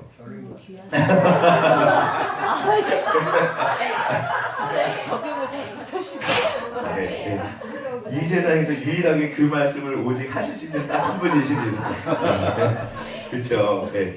그러니까 정말 하나님은 근데 아무튼 제가 알기로는 하나님이 너는 나한테 전부야 그러세요. 그게 성경에서 하신 핵심 메시지. 네. 너는 나한테 전부야. 너는 내 목숨값이야. 사실 사랑은요 그냥 그 존재 자체가 전부잖아요. 뭐 이렇게 뭐 하고 그런 게 아니잖아요. 그냥 존재가 전부인 거예요. 신앙은 존재가 전부입니다. 그렇게 보면. 그러니까 투두가 아니라니까요. 인 크라이스트. 네가 내 안에 거하면 내가 네 안에 거하면 그러면 열매를 맺는데 제가 그랬잖아요. 이 열매가 뭔지는 어떤 의미에서는 아무도 모를 수도 있어요. 성령의 9가지 열매는 사랑과 희락과 화평과 온유, 오래 참음과 자비와 양성과 충성과 온유와 절제입니다. 세상을 바꾸는 게 아닐 수도 있어요. 성령의 열매는 좀 달라요. 물론 하나님이 나를 통해서 위대한 일을 하시겠죠. 하시고 계셨고 하실 거고. 그러나 내가 하나님을 향한 사랑을 잃는다면 그러면 그게 의미가 있을까요? 진짜로? 아무런 의미가 없어요. 어거스틴이 하나님에 대한 사랑을 잃었다면 교회에서 최고거든요. 어거스틴. 아무런 의미가 없습니다. 하나님 봤을 때 혼날걸요? 그렇잖아요. 그러니까 아무튼 그래서 제가 이런 이야기를 너무 좋아하는 거예요. 이게 우리 이야기입니다. 내 이야기고. 그래서 이제 그렇게 돼가지고 어디까지 읽으셨죠? 어디까지 읽었죠? 다음에. 네. 그러니까 임하신 다음에 이 양반이 또 헷갈려요. 그래가지고 뭐 하죠? 그래서 그 유명한 양털. 하나님 진짜 저를 보내셨으면 이것만 적게 해주세요. 그러니까 양이 아침에 뭐 물을 짜니까 쭉 나오는 거예요. 근데 이거는 생각해보니까 쉬워. 왜냐면 누가 와서 거기다 물 부으면 되잖아요. 그러면 또 바꿔. 하나님 이번에는 양털만 마르고 온 세상에 적게 해주세요. 그 이번에는 양털만 뽀송뽀송해. 그래도 기도원이 믿었다 안 믿었다? 못 믿었습니다. 그래도 못 믿었어요. 그래서 아무튼 근데 하나님이 일단 일은 진행시키세요. 그 다음에 7장에 보면 자, 그 다음에 이제 한번 2절을 한번 다 같이 읽어보시죠. 2절을 다 같이 읽겠습니다. 시작. 여호와께서 기도원에게 이르시되 너를 따르는 백성이 너무 많은즉 내가 그들의 손에 미디안 사람을 넘겨주지 아니하리니 이는 이스라엘이 나를 거슬러 스스로 자랑하기를. 이게 교만이고요. 하나님이 제일 싫어하는 거예요. 네가 스스로 말하기를 네가 내 능력이 나를 구원했구나. 이걸 제일 싫어하세요. 네. 그래서 이게요. 너무 하나님이 싫어하셔. 거스른다는 표현을 써있어요. 모세가 이것 때문에 가나안 땅에 못 들어갔습니다. 우리가 언제까지 너희를 참고. 그래서 무리바 그 무사고 꽉 물레거든요. 그러니까 하나님께서 네가 한 거야. 내가 했는데 네가 하나님이야. 그래갖고 아웃이 돼요. 모세는. 그 대단한 모세가. 이게 교만입니다. 성경에 보면 하나님이 겸손한 자를 찾으시고 교만한 자를 물리치십니다. 그래 그럼 넌 네 능력으로 살아. 넌 내가 필요 없으면 그럼 넌 네 능력으로 살아. 겸손은 주제 파악이라서 주님, 나는 주님이 필요합니다. 그게 겸손입니다. 그리고 주께서 하셨습니다. 물론 내가 한 것도 있겠죠. 아무튼 그래가지고 그 유명한 300명을 추려요. 그리고 나서 보시죠. 그 다음에 9절부터 또 한 번 읽겠습니다. 누구 읽을 차례죠? 우리 예술자매부터 한번 읽어보시죠. 9절. 그다음에 여호와께서 기드온에게 이르시되 일어나 진영으로 내려가라. 내가 그것을 내 손에 넘겨 주었느니라. 예, 10절도 선생님 읽어봐주세요. 아, 예, 승희 집사님. 만일 내가 내려가기를 두려워하거든 내 부하 브라와 함께 그 진영으로 내려가자. 우리 하는 말을 들으라. 그 후에 내 손이 강하여져서 그 진영으로 내려가리라 하시니 기드온이 그의 부하 브라와 함께 군대에 있는 진영을 근처로 내려가는지. 그러니까 성경은 하나님이 어떤 분이신지 가르쳐주는 유일한 책이잖아요. 오늘 이 본문에 보면 9절, 10절, 11절을 보면 하나님은 어떤 분? 정말 좋은 분이세요. 여전히 불안해하는 그 기도원을 세워주시는 분이세요. 그래서 하나님이 세우십니다. 그래서 나를 붙잡으시고 여전히 나를 인도하시고 마침표를 찍어주시는 분이 하나님이세요. 여기 보면 책망이 없어요. 기도원, 그래서 그러면 이번에는 그렇게 네가 두려워하거든 이제 내려가라. 한번 계속 읽어보시죠. 12절, 13절 계속 읽어주세요. 그들이 하는 말을 네, 12절 미디안과 미디안과 아말렉과 동방의 모든 사람들이 골짜기에 누웠는데 메뚜기에 많은 수와 같고 그들의 낙타의 수가 많아 해변의 모래가 많은 같은지라. 네, 13절 읽어보세요. 기드온이 그곳에 이른지 어떤 사람이 그의 친구에게 꿈을 말하여 이르기를 보라 내가 한 꿈을 꾸었는데 꿈의 보리떡 한 덩어리가 미디안 진영으로 불어들어와 한 장막에 이르러 그것을 쳐서 무너뜨려 위쪽으로 엎으니 그 장막이 쓰러지더라. 그 동무가 대답하여 가로되 이는 다른 것이 아니라 이스라엘 사람 요아스의 아들 기드온의 칼날이라. 하나님이 미디안과 그 모든 군대를 그의 손에 붙이셨느니라 하더라. 15절. 기드온이 그 꿈과 행동하는 말을 듣고 경배하며 이스라엘 진영으로 돌아와 이르되 일어나라. 여호와께서 미디안과 그 모든 진영을 너희 손에 넘겨주셨느니라. 이 사건으로 기드온이 모든 이제 그거를 다 털어버려요. 그리고 완전히 사람이 바뀌어요. 이게 그러면 어떤 사건일까 보세요. 그러니까 이제 하나님께서 야 네가 두려워하거든 혼자 가지 말고 부하를 데리고 와라. 그래서 이제 몰래 갔겠죠. 이렇게 가서 이렇게 갔더니 마침 둘이 보초를 쓰는데 지네들끼리 얘기를 하는 거야. 야 내가 어제 꿈을 꿨는데 보리떡 하나 오더니 다 무너지더라. 그러니까 바로 그 친구가 옆에서 그거 그 기드온이 그 칼이야. 근데 보세요. 이거 되게 이상하지 않으세요? 꿈이 중요할까요? 해몽이 중요할까요? 해몽이 훨씬 중요합니다. 제가 늘 해석을 강조하잖아요. 해석이 훨씬 중요합니다. 실제로 그 심리학 같은 데서도요. 시험에 떨어졌습니다. 그러면 긍정적이고 소위 말해서 정말 위대한 사람들, 앞으로 나아가는 사람들은요. 그 떨어진 어려움을 어떻게 해석하냐면 내가 힘들죠. 누구나 다 힘들죠. 근데 시간이 지나면 내가 이걸 통해서 앞으로 나아가는 디딤돌이 될 거야 하고 해석한대요. 그런데 주저앉는 사람들의 특징은 역시 나는 안 돼. 난 재수없어. 나는 한 일마다 안 돼. 그리고 걸림돌을 해석한대요. 그럼 두 사람의 인생이 어떻게 될까요? 완전히 바뀌어요. 사실은요. 성경이요. 가만히 보면요. 우리를 해석해 주세요. 너는 내 목숨값이야. 근데 이게 진짜일까요? 가짜일까요? 진짜잖아요. 마귀도 우리를 해석합니다. 야, 너 별거 없어. 웃기고 있네. 네가 뭐를 해? 너는 죄지잖아. 마귀가 나를 해석해 주는 거예요. 들으면 된다, 안 된다?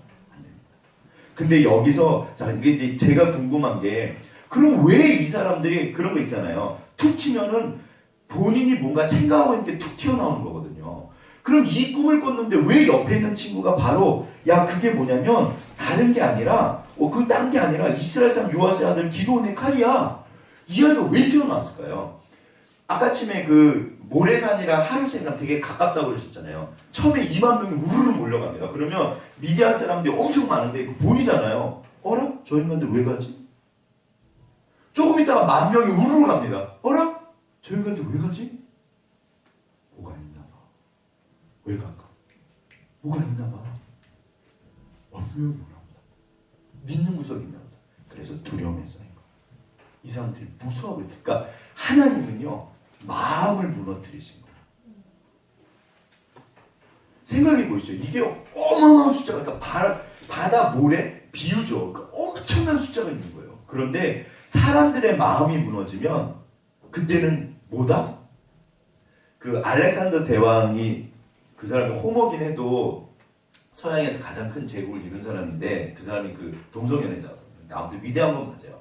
알렉산더 대왕 어느 날 그러니까 뭐 부하들이 무슨 굉장히 중요한 싸움인데 뭐 두려워했다든가 아무튼 너무 이렇게 무서워했대요. 그러니까 이제 사기를 진작시키기 위해서 그랬대요. 그럼 이게 신의 뜻인지 아닌지 물어보자. 내가 동전을 던져서 앞면이 나오면 전쟁을 하고 아니면 철수한다. 띵 했대요. 뭐가 나왔을까요? 앞면. 양쪽 다 앞면이었대요. 그 동전 싫어합니다. 네. 마음이 무너지면요 다 무너져요. 잘 생각해 보세요. 그래서 스포츠가 으쌰으쌰 하면은 이게 막 그러니까 그래서 그걸 뭐랄까 뭐 이렇게 1 더하기 1은 2가 아니고 10 더하기 10은 20이 아니래요. 그걸 뭐라 그러죠? 그 시너지. 네. 이게 정말 그래서 한 명이 뭐 1000을 간다고 2명이 뭐 10명이 10,000명을 간다는 게 진짜 그렇대요. 그래서 인간은요 뭐가 이게 정말 있으면요 정말 이게 달라진대요. 그러니까 300명은요 완전 이렇게 된 거예요. 하나님이 이렇게까지 우리한테 여기 있는 사람들 마음이 다 무너진 거예요. 그러니까 물론 그게 하나님의 역사죠. 그렇다고 해서 마음이 무너지지 않을 수도 있지만 아무튼 이 사람은요 그러자 야 그거 기도원의 칼이야. 그러니까 그거를 기도원이 들은 거예요. 됐다. 이건 우리가 이긴다. 그래서 가서 전략을 짰는데 이 전략은 하나님한테 나온 거다. 기도원이 짠 거다. 제가 볼 땐 기도원이 짠 거예요. 그러니까 이 사람이 용서한 거죠. 원래 우리 안에요. 진짜로 뭔가가 계속 개발이 되면 계속 성장을 하면요. 정말 거기에 위대함이 있습니다. 그렇죠? 우리는 어떤 면에서는 위대하게 태어났대요. 그 톨스토이 소설인가? 뭐 거기 보면요. 그러니까 톨스토이가 굉장히 성경적으로 깊은 분인데 묵상을 굉장히 많이 하셨나 봐요. 뭐 아무튼 천국에 갔더니 온 세상에서 최고의 장군을 보여줄 거라고. 근데 어떤 할아버지들이에요. 총부, 농사꾼. 저 양반이냐고. 그렇다고. 근데 그냥 농사가 죽었다고. 우리 안에 뭐가 있는지 아무도 몰라요. 그쵸? 그러니까 이게요. 어떤 면에서는 내가 나를 제한하는 것도 있는 것 같아요. 그 아시잖아요. 이렇게 뭐더라? 이렇게 코끼리 그 밧줄. 어렸을 때 이렇게 쇠줄로 이렇게 묶어놓으면 나이가 엄청 들어서 조그마한 이렇게 밧줄 같은 걸로 해도요. 그 코끼리가 그거를 벗어날 수 있다 없다? 절대 못 벗어난대요. 아예 그 생각을 안 한대요. 그리고 벼룩인가도 이만큼 높이 뛰는데 거기다 유리를 갖다 놓으면요. 뛰다 몇 번 하면요. 더 이상 거기를 올라가지를 못한대요. 치워도. 절대로. 그러니까 인간은 스스로를 이렇게 가둔다고 그러더라고요. 그러니까 하나님 가만히 보시면요. 너는 큰 용사야. 그럼 저는 그걸 읽으면서 대답하죠. 아이고 주님 무슨 제가 큰 용사입니까? 아이고. 목사님 네. 지금 스쳐 지나가시는 말씀 중에 네. 좀 다른 생각인데요. 네. 마귀가 네. 똑같이 들어놓고서는 마귀는 제가 아는 마귀는 지혜롭다는 거 알고 그렇죠. 그러니까 사실은 사실대로 늘 말해요. 그렇죠. 근데 너는 안 돼. 하나님 날 용서하라 했는데 넌 아니야. 너 상태를 봐봐. 이렇게 얘기하잖아요. 사실이에요. 그렇죠. 저는 제 생각은 사실을 인정하고 해석을 맞아요. 달리해야죠. 그렇죠. 네. 듣지 말라고 하셨어요. 듣지 말라고 하니까 들려요. 듣지 말라고 하는 게 아니라 그런 소리가 끊임없이 내 안에서 그러니까 내 마음 가운데서 이게 육체의 소욕과 성령의 소욕이 갈라디아서 5장에 보면 끊임없이 싸운다고 그러잖아요. 그러니까 우리 문집사님 말씀하신 게 어떤 면에서는 그게 더 정확한 게 예를 들어서 그 마인드 컨트롤 하는 분 있잖아요. 이렇게 거울 보면서 너는 잘할 수 있어. 막 그러면 근데 그런 분들이 그런 계통에서 일하시는 분들이 책에 안 써놓는 게 뭐냐면 그거 하다가 미치신 분들도 많대요. 왜냐하면 근거가 없기 때문에. 너는 최고야 최고인데 계속 실패하면요 확 미쳐버린대요. 근데 우리는 근거가 있고 분명히 내가 약한 거 맞거든요. 그러나 그래서 어쩌면 하나님의 음성을 듣고 그거를 받아들이고 용납하고 하지만 또 주님의 말씀을 믿고 그래서 앞으로 나아가고 그런 것도 있어요. 그러니까 아무튼 마귀가 사실을 말하는 것도 사실이에요. 그래서 제가 아는 네. 하나님을 믿음은 그래서 어쩔 건데. 그렇죠. 그래서 어쩔 건데 그래서 해석이 중요하지. 그래서 해석을 해야 된다는 거죠. 그렇죠. 그래서 난 하나님 필요해. 내가 아닌 하나님 필요해. 그래서 그래서 해석이 필요한 거예요. 그러니까 하나님의 사람들은 그래서 사도 바울의 능력의 비결은 약함이거든요. 내가 약할 때 강함이라.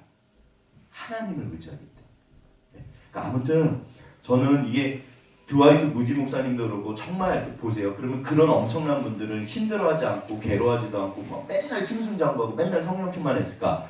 제가 그런 거 되게 좋아하거든요. 아닙니다. 마음이 무너지고 좌절하고 막 어떨 때는 그 우울질이 또 있으세요. 되게 유명한 분인데 그분도 우울질이라 대표적인 게 엘리야. 주여 차라리 나를 죽이십시오. 나는 그냥 죽어버리겠습니다. 확 무너진 거예요 마음이. 그러니까 그때 주님이 계속 먹이시고 이렇게 보호하세요. 그러니까 사람이 어떤 면에서 별거 없습니다. 근데 아무튼 하나님이 붙잡고 그래서 지금 기드온도 주님이 세워가고 계세요. 그게 보이시나요? 주님이 세워가고 계세요.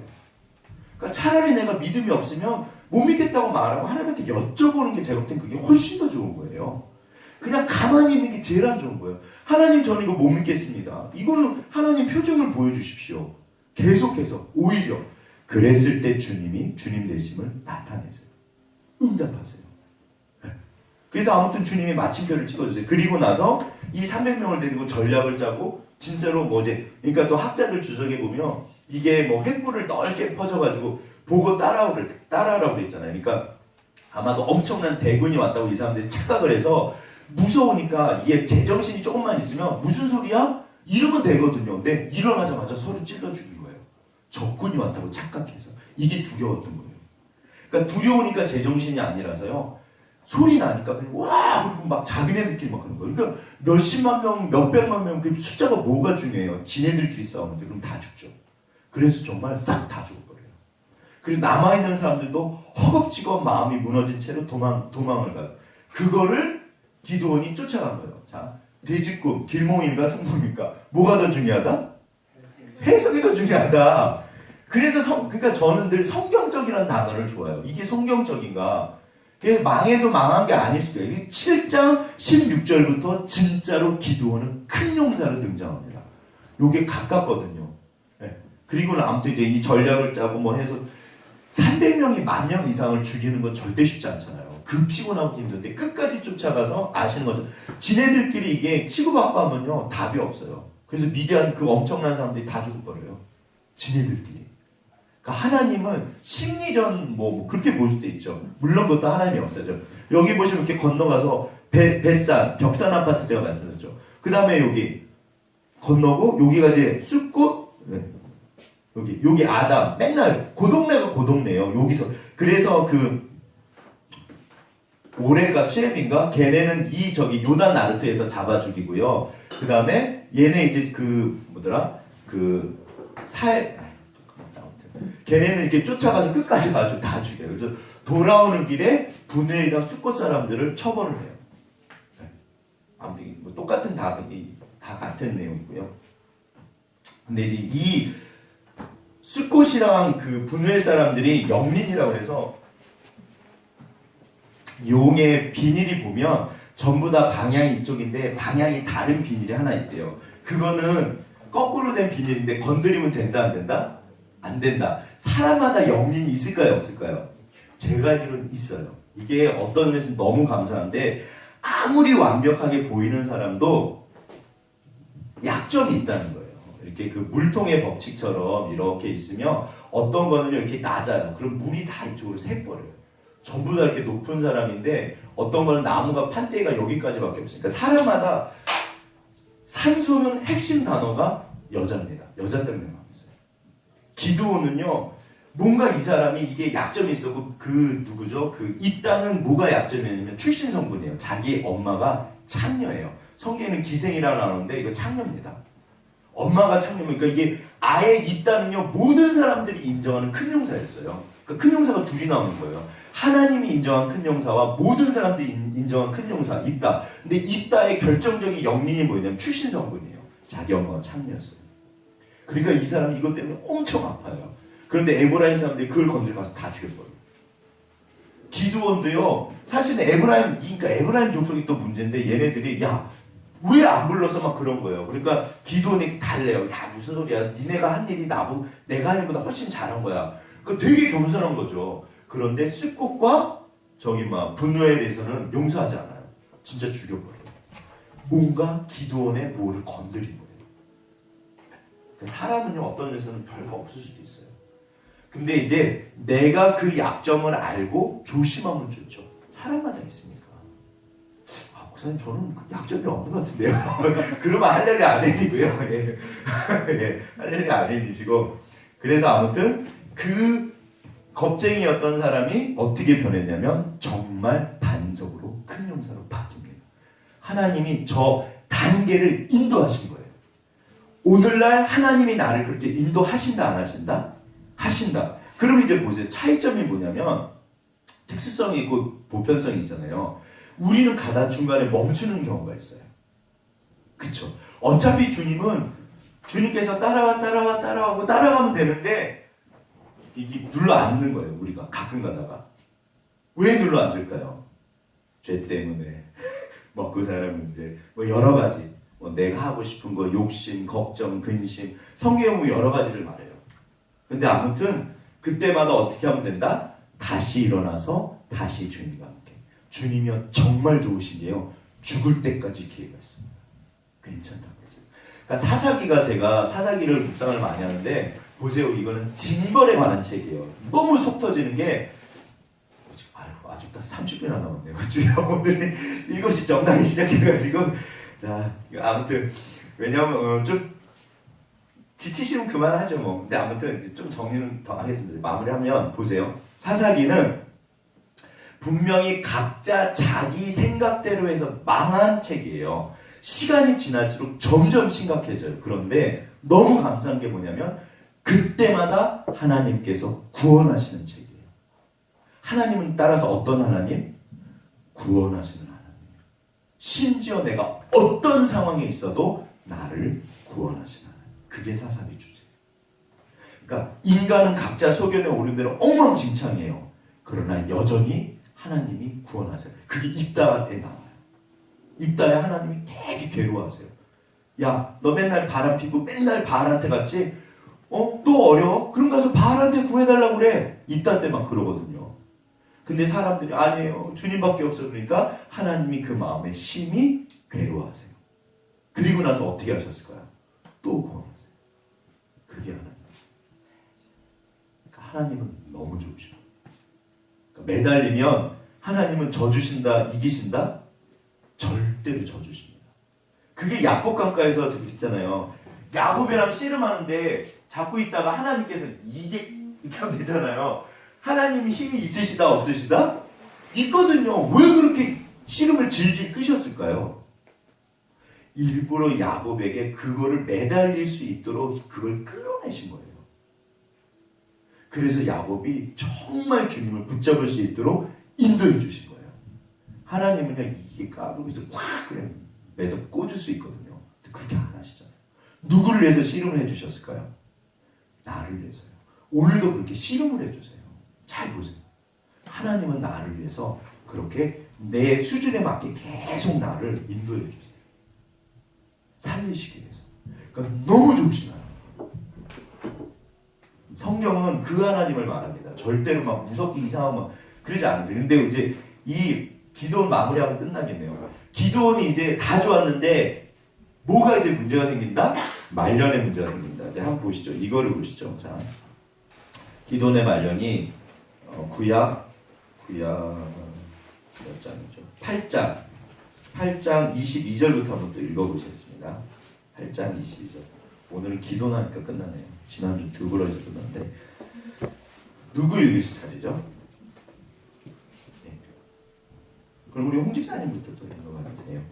그때 이스라엘 사람들이 기드온에게 이르되 당신이 우리를 미디안의 손에서 구원하셨으니 당신과 당신의 아들과 당신의 손자가 우리를 다스리소서 하는지라. 아멘. 여기서 잘못된 거 한번 찾아보시죠. 22절에서. 아멘. 그러니까 정답은 없지만 제 생각에는 뭐가 빠졌을까요? 여기에서 하나님이 구원하셨다. 이게 빠지고 하나님이 주인공인데 그러니까 늘 사람이 맞죠. 사실 기도원이 한 게 맞죠. 그 위대한 목사님도 어거스틴 위대하신 분들이 한 거 맞죠. 그러나 주께서 하셨습니다. 그걸 잊으면 반드시 문제가 생겨요. 그러니까 기드온이 근데 여기 23절에서 한 23절 읽어봐 주실래요?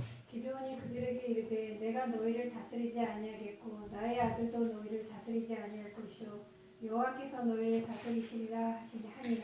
사사기의 주제가 왕이거든요. 왕이신 하나니까 너무 좋은데 이게 말은 너무 잘한 거예요. 근데 여기서 또 한 가지 빠뜨린 게 있죠. 아니야, 하나님이 너희를 구원하셔서 이 말을 했으면 더 좋았을 텐데. 아무튼 그러니까 여기까지는 문제가 없는 것 같아요. 너무 잘했는데 그 다음에 이제 한번 보시죠. 24절. 기드온이 또 그들에게 이르되 내가 너희에게 한 일을 청구하노니 너희는 각기 탈취한 귀고리를 내게 줄지니라 하니 그들의 집은 이스마엘 사람으로 큰 귀고리가 있었습니다. 이 이스마엘 사람들은 남자들 여자들이요 그 귀고리를 하고 코고리를 했대요. 이 강도들이라 이렇게 막 이렇게 금 같은 거를 많이 이렇게 갖고 다녔대요. 그러니까 이제 그 얘기거든요. 근데 여기서 왜 기드온이 자 25절 한번 읽어봐 주세요. 네, 죄송해요. 우리가 대답하되 우리가 즐거이 드리리이다 하고 겉옷을 펴고 각기 탈취한 귀고리를 그 가운데 던지니 26절. 기드온이 요청한 금 귀고리 무게가 금 1,700세겔이요. 그 외에 또 소술달 장식들과 패물과 미디안 왕들이 입었던 자색 의복과 또 그 외에 그들의 낙타목에 둘렀던 사슬이 있었더라. 이게 한 20kg 정도 된대요. 예, 금이 20kg. 그리고 나서 27절. 기드온이 그 금으로 에봇 하나를 만들어 자기 성으로 모브라에 두었더니 온 이스라엘이 그것을 음란하기 위함으로 그것이 기드온과 그의 집에 오인이 거든요. 28절. 미디안이 이스라엘 자손 앞에 복종하여 다시는 그 머리를 들지 못하므로 기드온이 사는 40년 동안 그 땅이 평온하였더라. 여기가 이제 오브라 이 이스라엘 평야 가운데 제일 한가운데요. 한가운데인데 보시면 기드온이 말년이 안 좋습니다. 완전히 망했거든요. 그럼 왜 망했냐?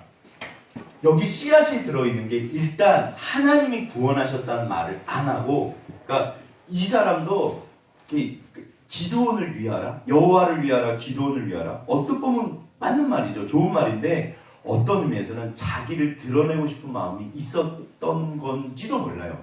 자, 사람마다 약점이 있고 그 약점은 내가 자칫 잘못하면 죄의 씨앗이 될 수 있다 없다? 누구나 그런 약점들이 있으시잖아요. 저 같은 경우는 인정에 대한 약점이 있어요. 네. 그게 지나치면 이제 교만으로 가거든요. 하나님이 없어져요. 그러니까 기드온도 어떻게 보면 이 안에 씨앗이 있었던 거예요. 그래갖고 어떻게 됐냐면 보세요. 이게 에봇이거든요. 대제사장이 입는 겉옷인데 이게 이제 보석이 12개에서 12지파를 상징하고 요게 안에다가 우림과 둠빔을 넣어놔요. 빛과 어둠이라고 해서 예를 들어서 뭐 하나님 우리 항종이 제가 항종이랑 결혼을 할까요 말까요? 우림 휙 던지면 예스 하면 돼요. 노 하면 안 하면 되고 우림 둠빔이 이 두 개만 있으면 다 돼요. 네. 엄청 그러니까 대제사장이 이게 장난이 아닌 거예요. 빛과 어둠이라는 뜻인데 진짜 그렇거든요. 그래서 그 사울 찾아내요. 12지파 있고 어느 지파입니까? 던지니까 베냐민 지파. 어느 가문입니까? 그러니까 누구입니까? 그러니까 그게 사울이었어요. 다 찾아내요. 네. 근데 아무튼 근데 이거를 만들면 된다 안 된다? 안 된다. 이걸 왜 만들어요? 이거 왜 만들어요? 자기가 제사장도 아닌데. 그리고 저거는 여러 벌 있으면 될까 안 될까요? 안 되잖아요. 대제사장 하나 혼자만 있어야 되죠. 저걸 왜 만들었을까요? 이 양반이 도대체. 왜 만들었을까요? 그러니까 이게 웃기는 거예요. 이것도 자기 소견에 올랐던 거예요. 뭐 백성들이 그러니까 뭐 기념물처럼 만들었는지 아무튼 의도도 모르겠는데요. 하나님한테 물어봤을까요? 안 물어봤을까요? 그럼 오늘날로 하면 고민을 해봤을까요? 안 해봤을까요? 제 생각엔 고민조차 안 한 거예요. 최소한 고민이라도 하셔야 돼요. 하나님이 모든 거에 대해서 다 답하지는 않으세요. 그러나 최소한 고민하고 있으면 분명히 주님이 개입하시거든요. 네. 주님이 그걸 원하시거든요. 고민조차 안 해요.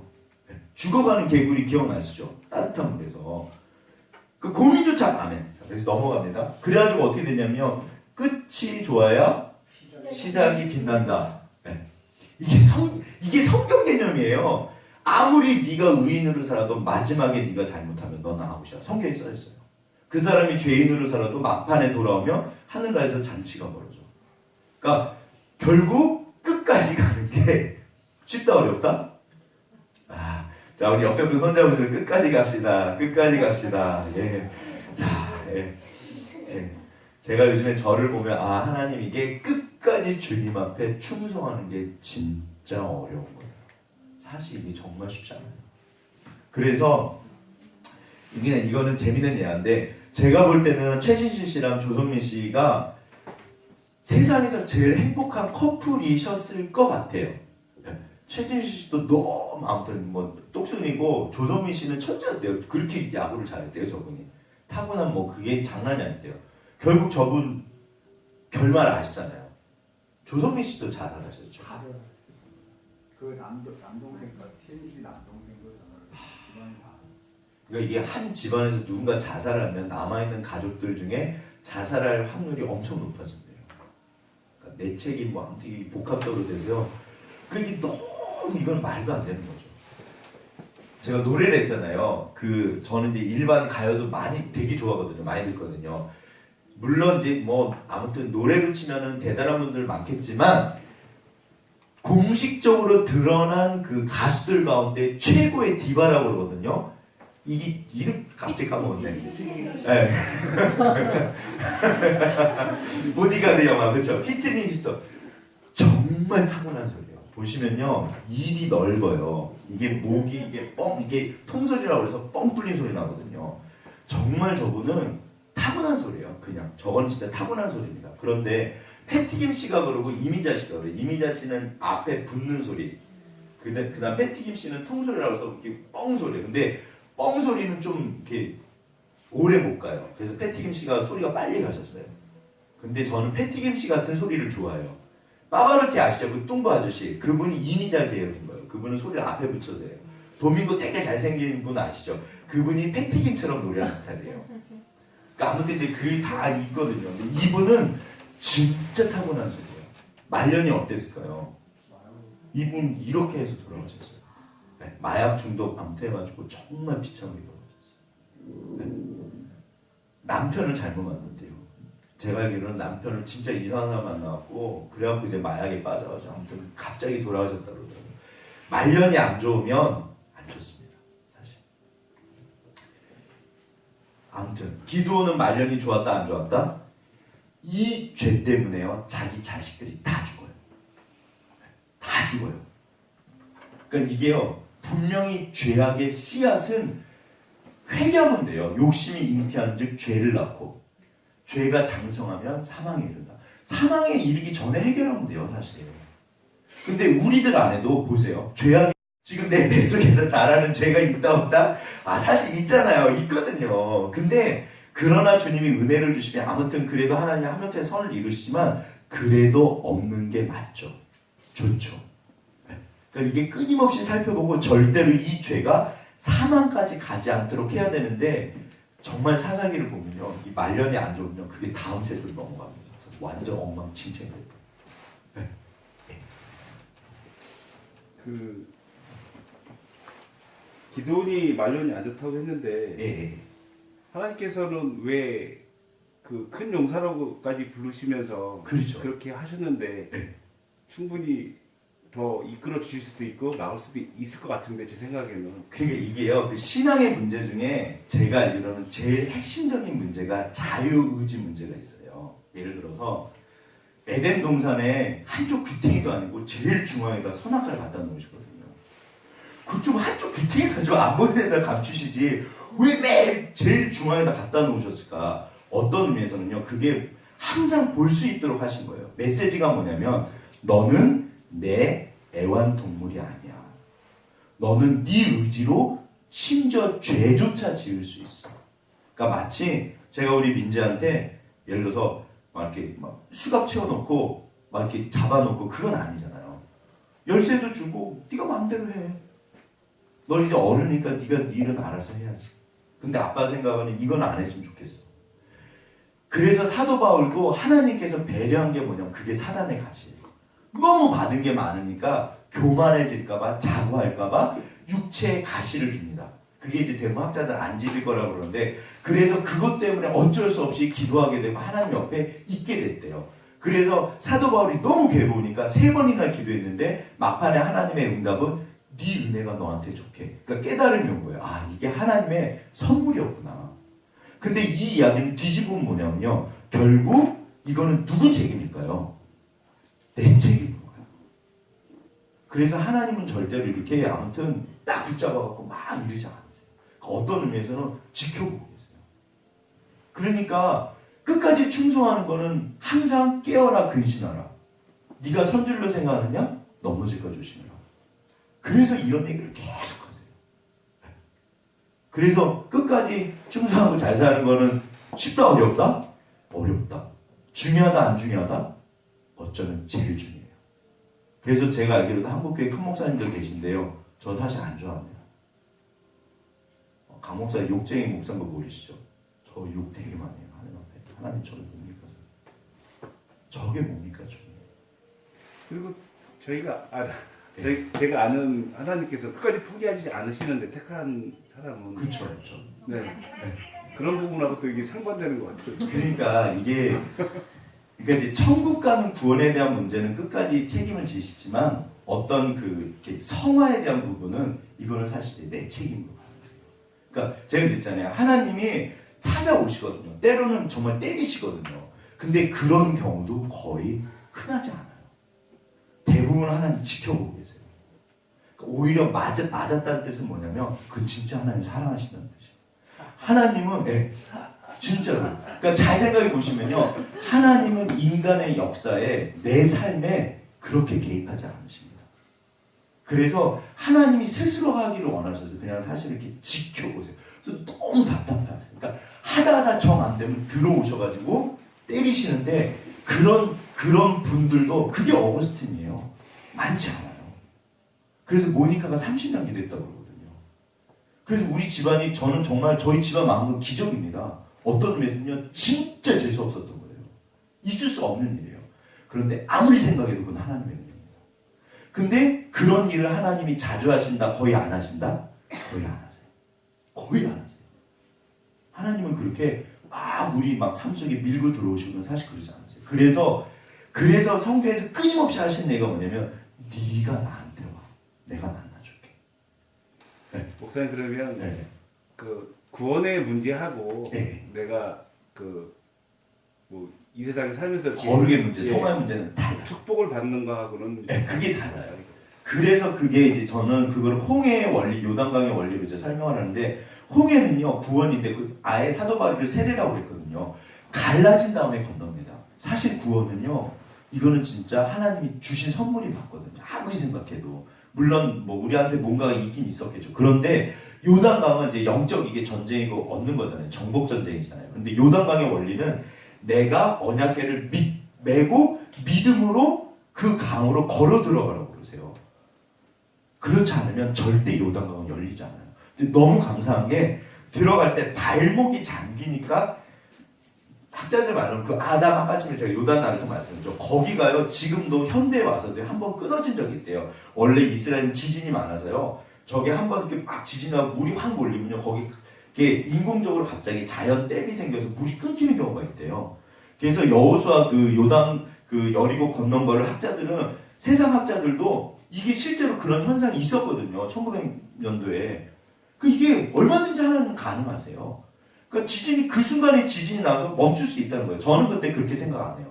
성경에 보면 분명히 물이 벽처럼 쌓여서 뒤로 됐다고 했어요. 이거는 자연현상 아닙니다. 그러니까 근데 원칙은 뭐냐면 발목에 잠기니까 끊어져요. 따라서 어디까지 내가 할 일이다? 내가 믿고 들어가야 돼요. 그렇지 않으면 요단강은 갈라지지 않습니다.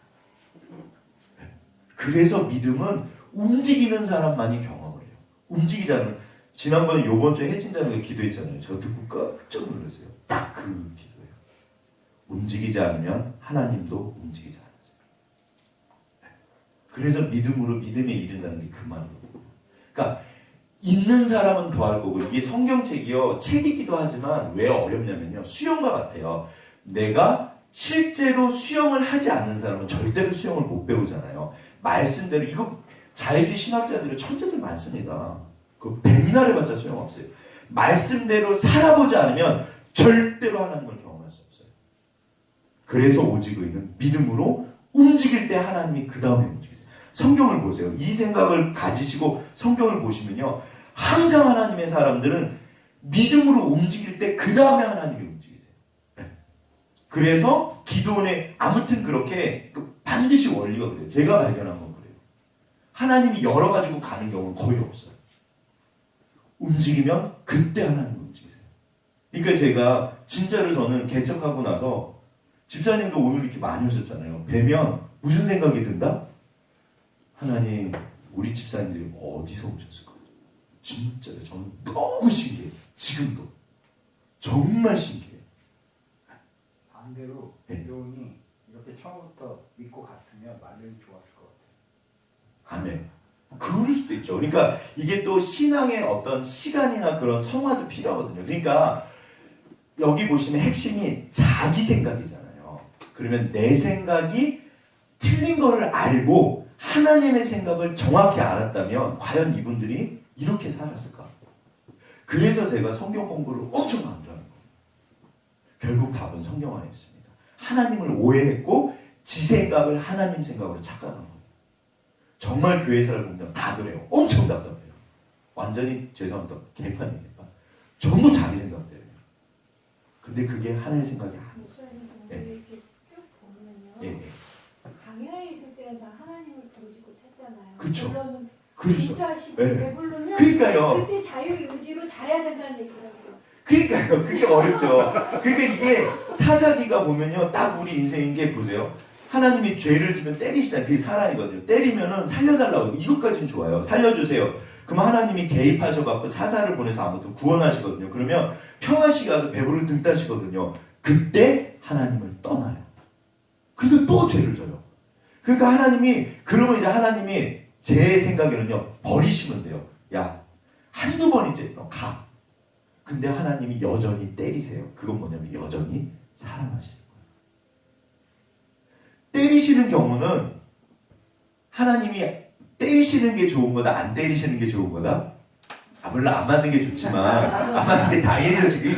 뭐가 좋겠어요. 예. 근데 세상 사람은 때리신다, 안 때리신다? 절대로 안 때리십니다. 큰 죄인일수록 내버려 두세요. 유기죄. 그냥 버리세요. 하나님의 사람일수록 사랑할수록 간섭을 해요. 네.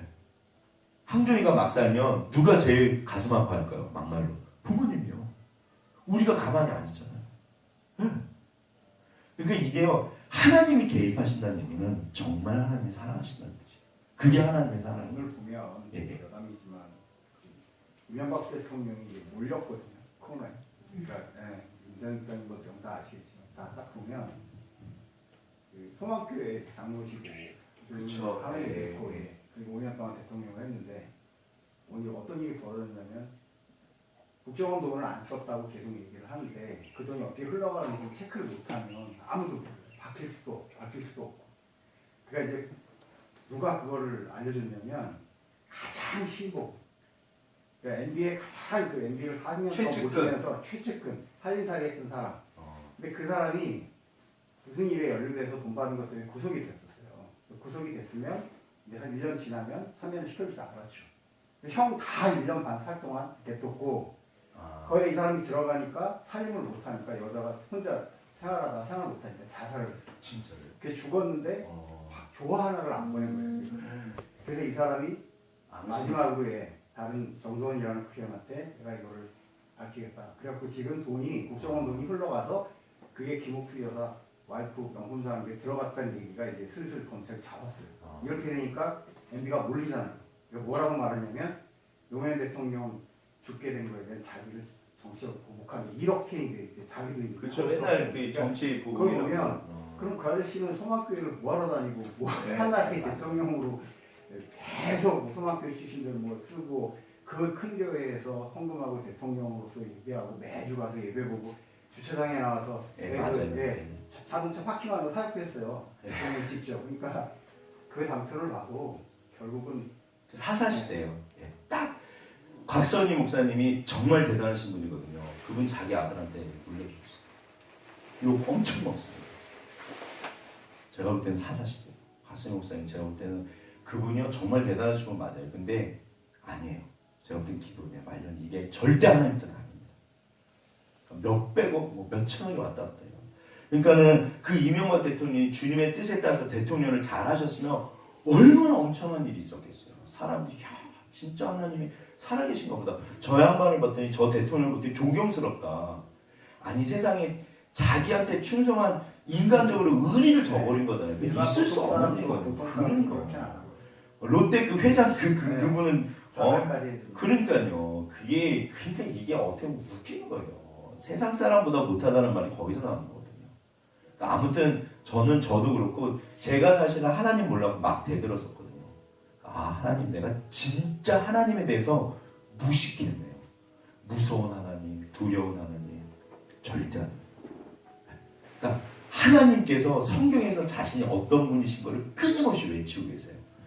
하나님을 알면요, 하나님 만나는 게 훨씬 쉬워져요. 주님은 오해받고 계세요. 네.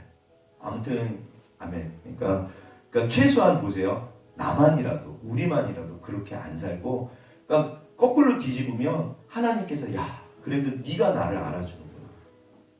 우리가 그러고 살면 되잖아요. 골방에서 주님 저는 주님의 어떠신 분인지 알고 있습니다. 네가 나를 아는구나.